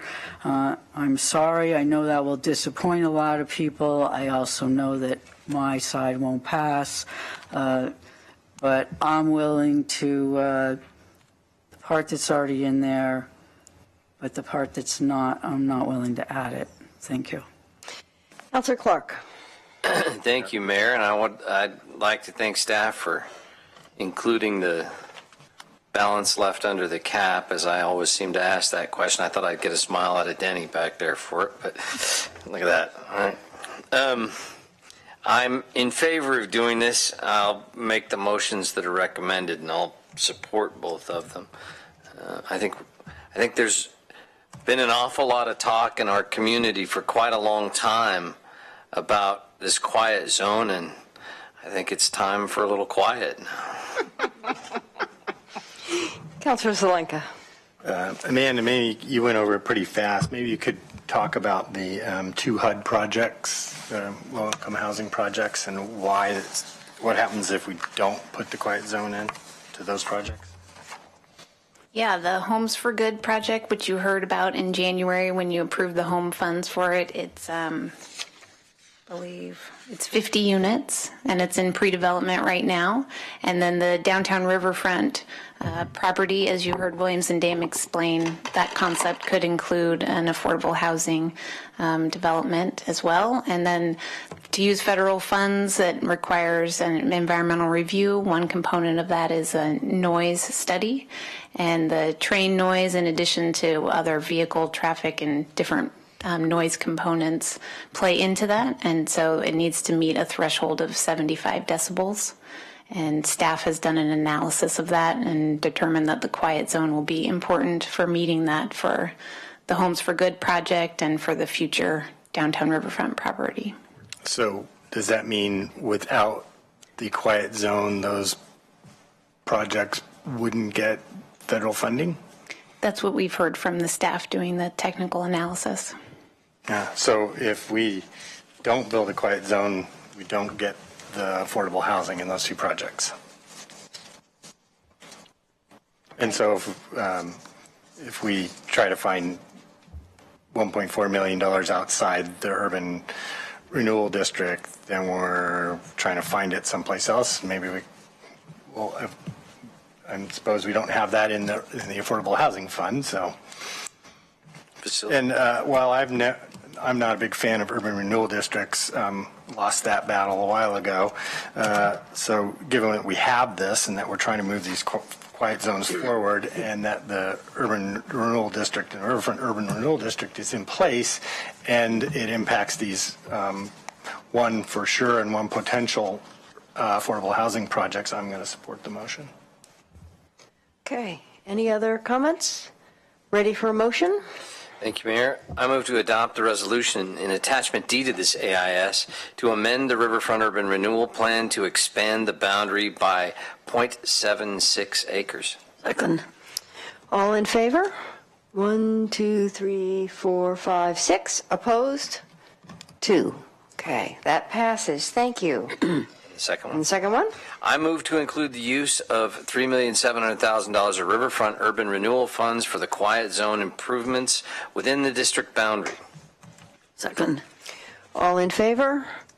1, 2, 3, 4, 5, 6, 7. Opposed? 1. Okay, so that passes as well. Thank you very much. And that closes our meeting of the Urban Renewal Agency, and we are now back into a work session in South Willamette Street pilot study. Thanks, Mayor. Chris Henry will lead us through that.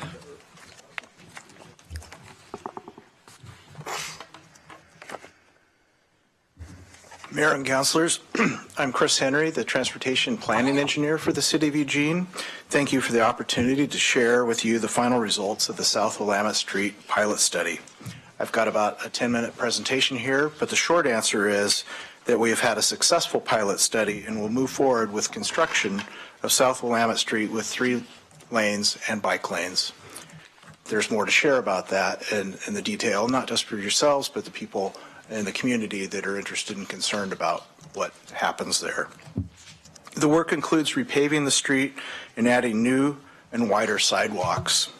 The pilot study was useful as it allowed us to verify our projections for how the street would work, and perhaps more importantly, allowed the community to experience the street before committing to permanent changes. I'll cover 3 areas: the planning project that led up to the pilot study results, and upcoming construction. Let's begin with the planning project that started over 5 years ago back in 2012. The goal of the South Willamette Street Improvement Plan is to help Willamette Street become a vibrant urban corridor accessible by bicycle, foot, car, and bus. The intention is to make it safer for everyone, provide better access for people traveling by bicycle, improve the sidewalk environment for people walking, minimize impacts to businesses, and fix the drainage. What we are essentially talking about is making Willamette Street a place for everyone by providing people with safer ways to get where they want to go. Planning to make our community safe and accessible for people is consistent with our triple bottom line goals to value the well-being of people, the planet, and economic prosperity as we do our work. By providing safe and accessible active transportation options that don't rely on the automobile, the South Willamette Street pilot study helps the community reach the goal of reduced fossil fuel use as outlined in the Climate Recovery Ordinance. We intentionally used a process to develop informed consent to implement a sustainable street design for the South Willamette Street corridor. We developed design concepts with those goals in mind, and we made a recommendation to move forward with a pilot study of a 3-lane street with bike lanes. We said that we would report back with what we found. We did that just over a year ago when we were about halfway through the pilot study period.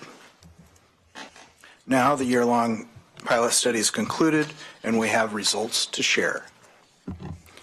We've shown that large emergency vehicles can continue to provide important community safety services through the corridor.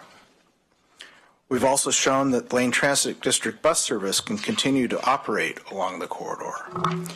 And we've shown that there is adequate space for other large vehicles to travel along the street. We've added a center turn lane that allows people to turn into and out of driveways while staying out of the travel lane. And we've added a new traffic signal at the driveway to Woodfield Station to make it safer for people to cross the street between bus stops and easier for people to access the commercial shopping center. We provided bike lanes so that people can safely travel along the street without competing for space with people driving cars or on the sidewalk with people walking. Finally, we've taken the concept developed in the South Willamette Street Improvement Plan, made it real, and measured how it performs from many perspectives. Here are some highlights of what we learned from a transportation perspective. The traffic volumes did not drop. We heard fears from businesses that changes to the street would increase congestion, reduce traffic volumes, and drive customers away. That didn't happen in relationship to the traffic volumes. People are not speeding as much as they used to, and the average travel time through the corridor changed by less than 10 seconds. During the morning peak, however, there are some greater delays as a result of removing a northbound travel lane at 29th Avenue. The signal at 29th Avenue is operating better because there are 2 southbound travel lanes for the evening peak, and people wanting to turn left now have a flashing yellow arrow. Instead of using the signal at 29th Avenue to turn left and head north, these are people using the Woodfield Station commercial area. People are now using the traffic signal on Willamette Street at Woodfield Station. So the left turns moved from a very congested intersection to a new signal intersection. The new traffic signal is operating well and improves access for people walking and people driving. Overall, Willamette Street is meeting our operational standards while providing increased access for more people.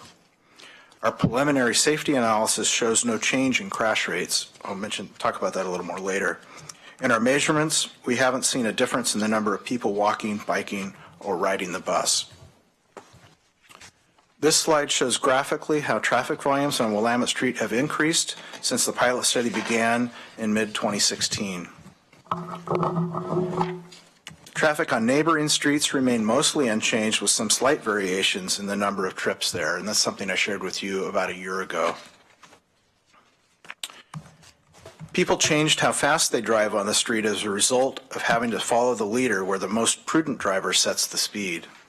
The average speed dropped a few miles per hour, and the speed at which the majority of people drive there decreased significantly. These are results similar to what we typically see with traffic calming projects. The time that it takes for people to drive in either direction between 24th and 32nd Avenues changed less than we had expected. We had anticipated increase in travel times of about 30 seconds or so. The average delay increased a little bit for northbound and decreased slightly for southbound. During peak times is when we see more significant changes to travel times. Again, the morning peak northbound showed the most increase in delay, while southbound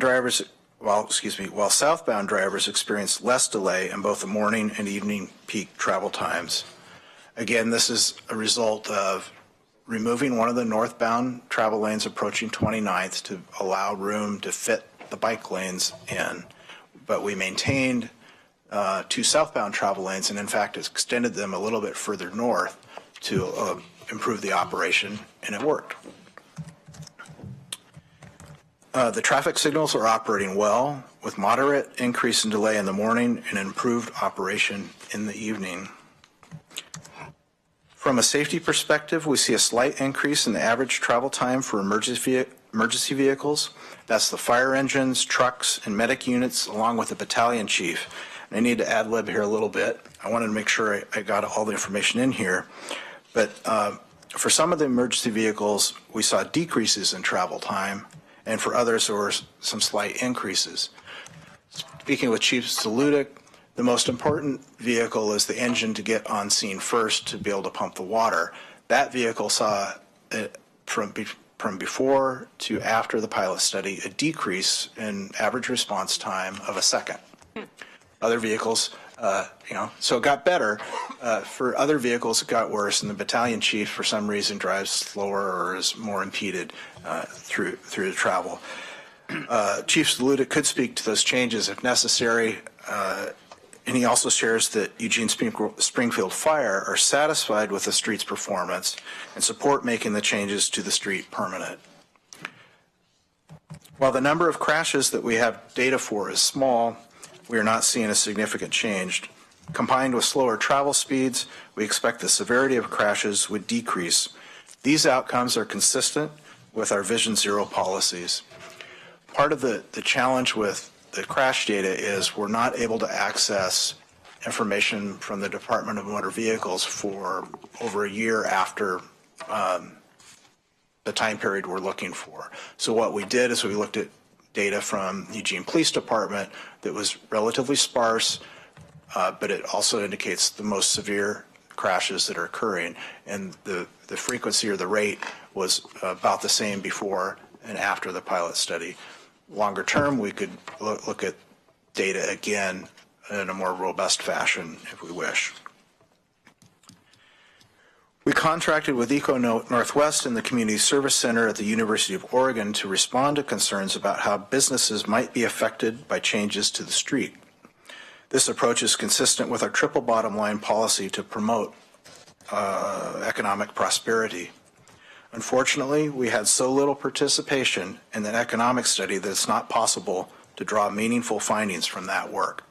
We also saved some money in that effort too, because there wasn't a lot of information to analyze, so we didn't.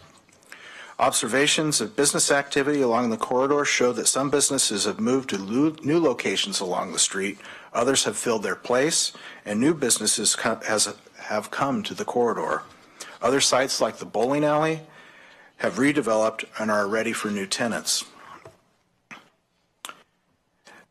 In those that were engaged in a public opinion survey, we spoke to similar numbers of people that walked, biked, rode the bus, and drove before and after the restriping, meaning that we used a similar sample before and after.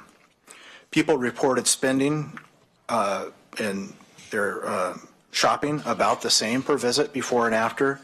The perceptions of safety were improved, especially for those people riding bicycles. People also reported less congestion in the corridor. And, this is interesting, the support for the restriping increased while opposition declined after the pilot study was implemented. The South Willamette Street Improvement Plan and pilot study work to balance the sustainability needs of the community through thoughtful and informed engagement. Those efforts resulted in a process, plan, and project that supports people, our planet, and community prosperity. We're not done yet. We've got some work to do to make the pilot study changes permanent. We're in the early stages of design to help understand where the opportunities areas are to engage the community and how South Willamette Street will look in the future. There are some necessary elements of the street design, like where do the light poles go and where are the driveways, to find out where the leftover areas are that we can have a community conversation about what else to do. We plan to wrap up the design work this year, bid the project in late 2018 when the bid responses are most favorable, and reconstruct the street in 2019. We're looking at about $4 million split between bond-funded pavement preservation, a project that would reconstruct the street with concrete, and federally grant-funded replacement of sidewalks, access ramps, and driveways. We plan to install pedestrian-scale lighting along the street and plant more trees. We'll also be upgrading the traffic signal at 27th Avenue, and we will be building stormwater treatment facilities, or rain gardens, along the side streets to help clean the stormwater before it enters our rivers in an effort to preserve our natural resources. I'd like to acknowledge the consultant team that assisted us in this study, DKS Associates, Eco Northwest, the Community Service Center at the University of Oregon, and Patrick Cox, the project manager that will lead us through the future construction work. Thank you, and I'm here to answer any questions that you may have. Thank you very much. Very interesting and positive report. I have Councilor Zelenka, Councilor Syret, Taylor, Councilor Taylor, Councilor Semple. Okay, take it away. As an early advocate of the pilot test to see if this works, I'm glad it did.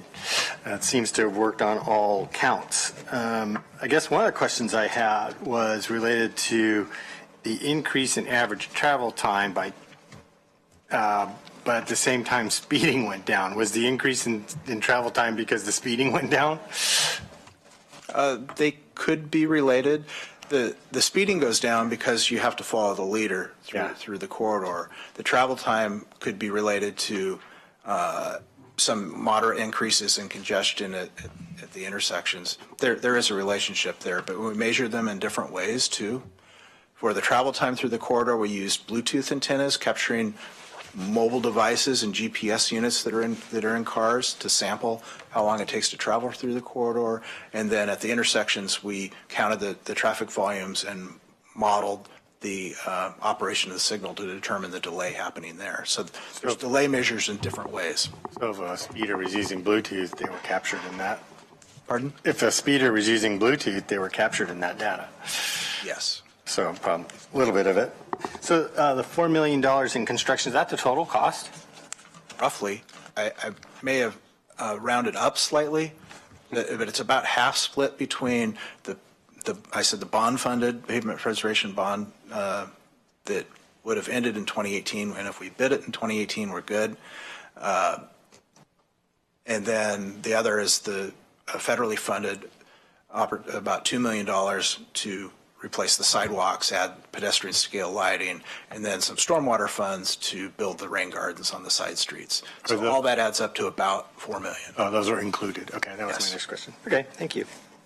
Thanks for the project, Chris. Councilor Syret. Yeah, thank you. I love this project. And personally, for me, it's made traveling to the businesses on South Willamette there much easier and less stressful. And I drive a car. I'm not a bike rider. And the light at Woodville Station has made shopping there much more pleasant and safer. And so I also really appreciate the lower speed dynamic, which I don't know that we kind of forecast that might be one of the outcomes when we were talking about this. But I think that's a great result, and as you pointed out, contributes to our Vision Zero goals, because if there is a conflict with a pedestrian, the much lower speed, someone's much less likely to have a catastrophic injury in that case. So originally, I didn't think we needed a pilot project because it seemed obvious to me that this redesign was going to be a net positive, but I do think that taking the time to do the pilot and to demonstrate the value of the changes has been worth the effort. So thank you very much. You're welcome. Councilor Taylor. Well, thank you. What are you going to do with the light at 27th? What's wrong with it? Well, the foundations. It's a very old signal. It has strain poles where there's wire spanning between two poles, and as we go to reconstruct the corner access ramps to be accessible for people in wheelchairs and other mobility devices, those poles will likely fall over. So we need to upgrade the foundations for those poles, and it creates an opportunity to have the pole and the mast arm and have a left turn signal there as well. So we'll be looking at those I opportunities. thought it was working, that's why I asked. The light at Woodfield Station is wonderful, it makes it a lot easier. I am a little confused about why we have the flashing turn signal. So It seems to me that could cause accidents if someone thinks, well, I can go, and then someone coming the other direction suddenly comes up and. So the left turns used The left turn, right, yeah. at 29th Avenue. Yes. There are different ways to allow a left turn. Sometimes you'll see a sign that says left turn yield on green ball. Mm-hmm. That wasn't very intuitive to people to know when they had the right of way to make a left turn. But when it's actually green, you know. Well, so I'm getting there. Okay. So the green arrow, it makes it very clear that left turns are protected. Yes. So you don't have to worry about conflicting vehicles coming the other way. The flashing yellow arrow is more like must yield on the green ball. And that communicates to a driver that you can make a left turn only if it's safe to do so. And what it does at 29th and Willamette is it allows people to turn left during the time that vehicles are coming the other opposing direction when there are gaps to do so. In the past, we would have turned it red and said you can't turn. So it's creating more capacity for turning vehicles at different times of the day because it changes throughout the day. During the peak is different than off-peak times, and it makes it easier to make a left turn. Okay, it seems sort of dangerous to me, but. There were concerns about that early on when we. Also, if you are cautious and don't want to turn when it's flashing, the people behind you get impatient. They can wait. Yeah. Okay. Okay, but I think mostly I like the center turn lane. I like waiting in that a lot more than I liked holding up traffic behind me. And I use that area frequently. Thank you. Councilor Semple. Thank you. Thank you for the explanation. I'm also grateful for the pilot project. When I first started this gig, I was up there talking to some businesses, and they were really, really concerned and unhappy about it. And after a month or two, I'd never heard from them again, so I assumed they're okay. I don't go that way very much because I spend all my time walking around downtown. But when I do, I find it more efficient and safer. And I really like not having people piled up behind me when I want to go left. And you can just feel how mad they are. So thank you. My mental health is better. When my mother was here, she used to tease us about our rush minutes. So I'm not too upset about people having to wait an extra half a minute during the commutes. One question is I'm kind of surprised that the number of bike riders didn't go up now that we have a safer bike lane and we want more people riding bikes. So any ideas of why that didn't increase? Well, part of it could be due to network connectivity. This project helped to connect a system at 24th to a system at 29th and further south on Willamette Street. You would hope that if you build it, they will come, but we need to keep on building that network and connecting it. I can't explain why there wasn't a significant change, but time will tell. We counted, as we were counting cars at the intersection at 29th and at Woodfield Station, we counted people walking and biking as well. The U of O made some counts as well, and they weren't seeing significant changes in the numbers of people using the street. Well, they didn't go down, so that's great. Right. Keep connecting, and we'll get them up there. I think this is great. I'm glad to see it go forward. Great. Any other comments? Thank you very, very much, and I think we're all grateful for this work, and it is a much improved corridor, so thank you very much. And I believe we're ready for our last item. Regan Show.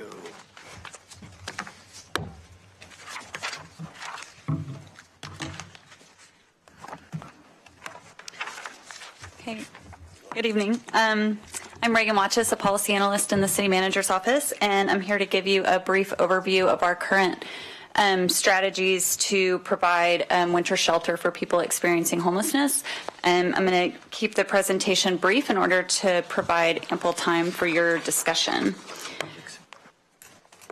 So firstly, in order to provide a broader framework for how we think about our overall efforts to address homelessness, it's effective for us to think of community responses to homelessness as existing along a continuum, from programs that help people meet their basic emergency and seasonal needs to programs that help bridge the gap between homelessness and permanent housing, to permanent housing with necessary wraparound supports and homelessness prevention efforts.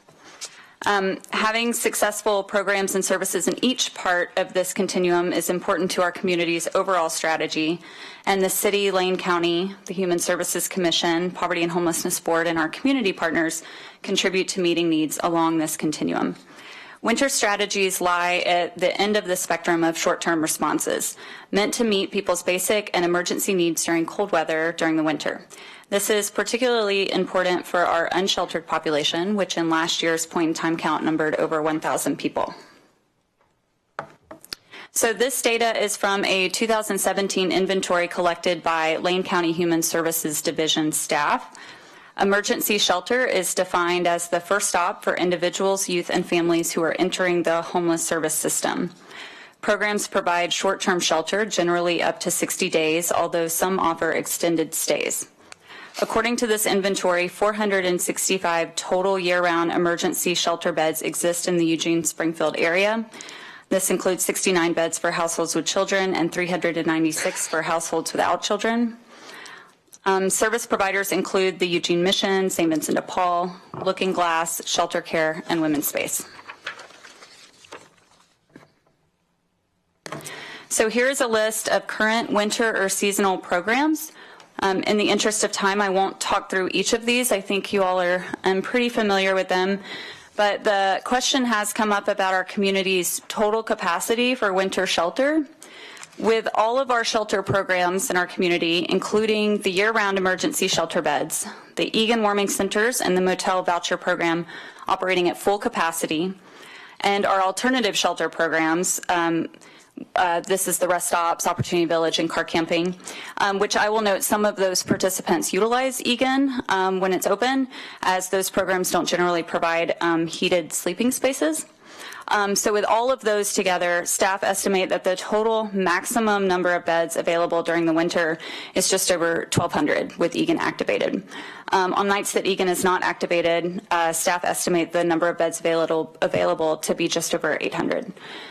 So if council is interested in taking action that could impact the rest of the season, a potential option may be to direct the city manager to work with staff on options that could increase the capacity of Dusk to Dawn through the end of this season.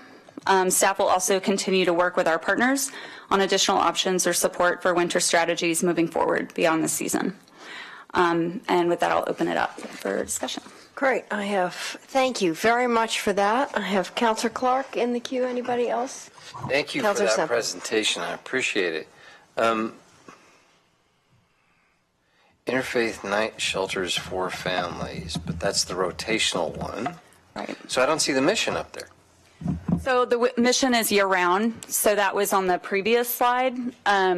This is a year-round emergency shelter bed inventory, and these are just the winter and seasonal. Go back to that one just for a second. Sure.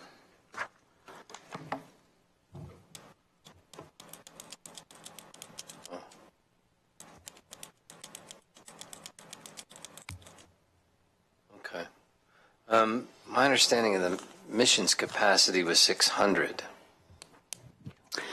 No, I think it's generally just under 400, something like 385, I want to say, something like that.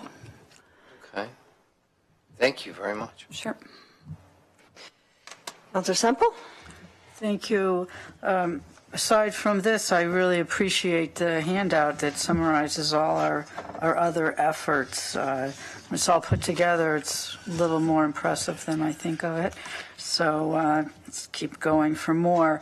What I kind of hoped from, what I had hoped from this work session was more ideas for this winter seasonal programs, because I have this fear that with climate change, we could have a winter ice storm, windstorm that would last beyond the capability of Egan, and we're experiencing stretching them really far. And that's 300 people. And if it stays that cold that long, people who don't come into Egan are going to start to just wear out also. So I would like us to continue to really look for ways we can help people when it's really, really cold. And let me tell you, I'm much more miserable camping when it's 33, 34, 35 and windy and raining than I am at 27, because when it's dry, it doesn't just seep out of you. So I kind of wish we could put that rain into the equation. So this is always a good start, but this part really scares me. I want people to be housed, all our rest stops. That's all great, but it scares me that people are going to freeze to death. I think we're out of the woods this year, so now we've got 9 months to do more. I appreciate this, but I really, really think we need more. So if there's a motion we can do to work on more now, I'm for it. Thank you. Councilor Syret. Thank you.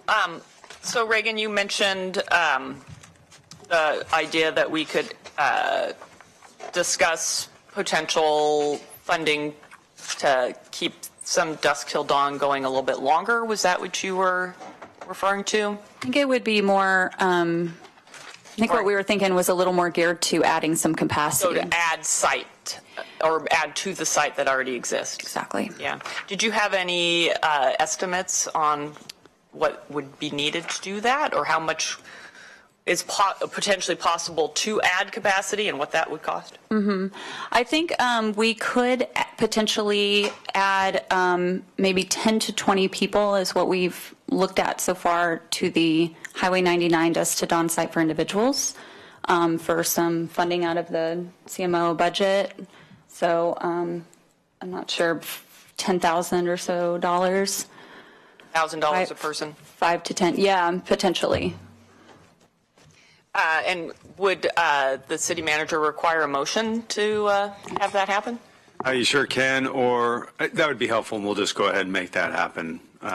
We're prepared to do that, and I think it would be, it's only a small piece. It's helpful for the 20 people that it could impact, so that's a positive. Yes. We don't need a motion for yours, Councilor Simple, because I think from our perspective, we're right with you as far as continually needing to work with our partners. And so the PHB is, the Poverty Homeless Board is engaged in this conversation. We'll continue to work with them as well as other providers. And so no motion needed for that. We concur, yes, we want to continue to figure out more options for more beds for more people, not only during the winter, but actually any time of the year. So a motion for you, Councilor Syret, would actually be helpful. Just Well, I will make such a motion, but first I just wanted to speak to our FY19 budget and request that the city manager be looking for ways to continue the Dusk Till Dawn funding that we at least had in there for FY18, which was $154,655. Just off the top. Just right there. More or less. And so I will be advocating at Budget Committee to make sure we've got that funding if it's not already in your recommendation.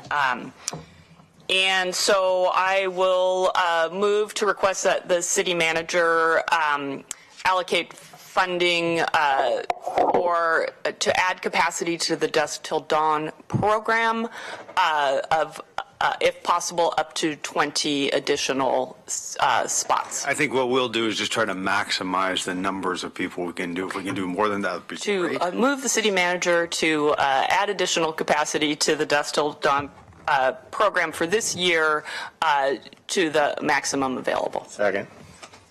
Any other discussion, questions?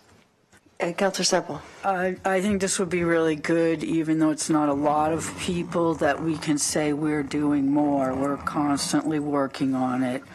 Sure, I want it to be everybody, but I appreciate this effort to show people we're still working. Okay. All in, oh, you want to speak to it, Alan? Sorry. Yeah, I just wanted to first of all say, Reagan, I've looked at this. It's like the fourth time I've read the addressing homelessness thing that you put together, and it's just a really great document. Thank you for putting it together. It's very useful, and when I show it to people, they're quite impressed. When I count the number of programs in there, there are 31 things that we're doing to address homelessness, and I think that's pretty impressive. So we've really taken the silver buckshot approach here, and all of these things are working, so I don't want to take away from them. I do support and seconded the motion that Claire said, because I think those are really important things. When you do a pilot and they work, do more of them. That's kind of the whole point. But we're going back to something I said earlier, where we're at the 3 phases of problem solving, where you assess and then you learn, strategize, and then you act. Where are we in putting together a more comprehensive strategy about potentially ending homelessness in Eugene? And we've got a great assessment here. We've got stuff that we're learning all the time, and I guess I'm wanting to go to the next step, which is let's figure out what it would take to get 1,500 permanent beds and get rid of our homeless population. Figure out what it would cost and how you would do it, and then we can decide whether or not we're going to do it. A couple thoughts on that. One, I think just in your 2 workshops that you had, actually this past weekend and the weekend before, homelessness was one of those 3 focus areas that you agreed need additional energy around those. And so I think we're moving in that kind of direction that you talk about. It feels like there's more energy that will come. 2, and our partners are also a part of this conversation. I think are very active, and so the Poverty and Homeless Board, for example, has set out the goal for creating 600 housing first or permanent supportive housing units that we're very supportive of and want to continue to try to be a part of that effort as well. And so I think we're on that path to keep moving, and I think exactly what you're talking about is how do we have a more comprehensive policy from this body, which now we can go implement the strategies from, and I think your workshops are an indicator of wanting to focus some more energy on those. Well, I think we've got the energy and we've got the policies. What I think we're missing is actually direction to you that says, come up with a plan, tell us what it would cost, and we'll figure out if we can fund it. Could be, and I think that's a part of what, as we cluster some of these conversations over the next several months that you're coming out of these workshops, that's exactly the kinds of stuff I think we can be talking about. You're a very good listener, John. You repeat back what we say to you. You know, I just want to add, we'll vote, I just want to add one comment to that, which is that the feasibility study related to the permanent shelter will also do some of that work of sort of delineating what's there and what the gaps are and how a shelter would integrate with our existing services. So it sounds like we're getting the pieces. We're getting the pieces. I think we're going to get that picture. But it doesn't seem comprehensive to me that we're actually creating a plan. There's no plan. But I think we'll get there. We'll get there. We'll get there. Okay, everybody ready to vote on the, it's been moved and seconded, right? Okay. Ready to vote? All in favor? 1, 2, 3, 4, 5, 6, 7, 8. Terrific. Passes. Thank you very much. And that's excellent. Thank you. And we're done.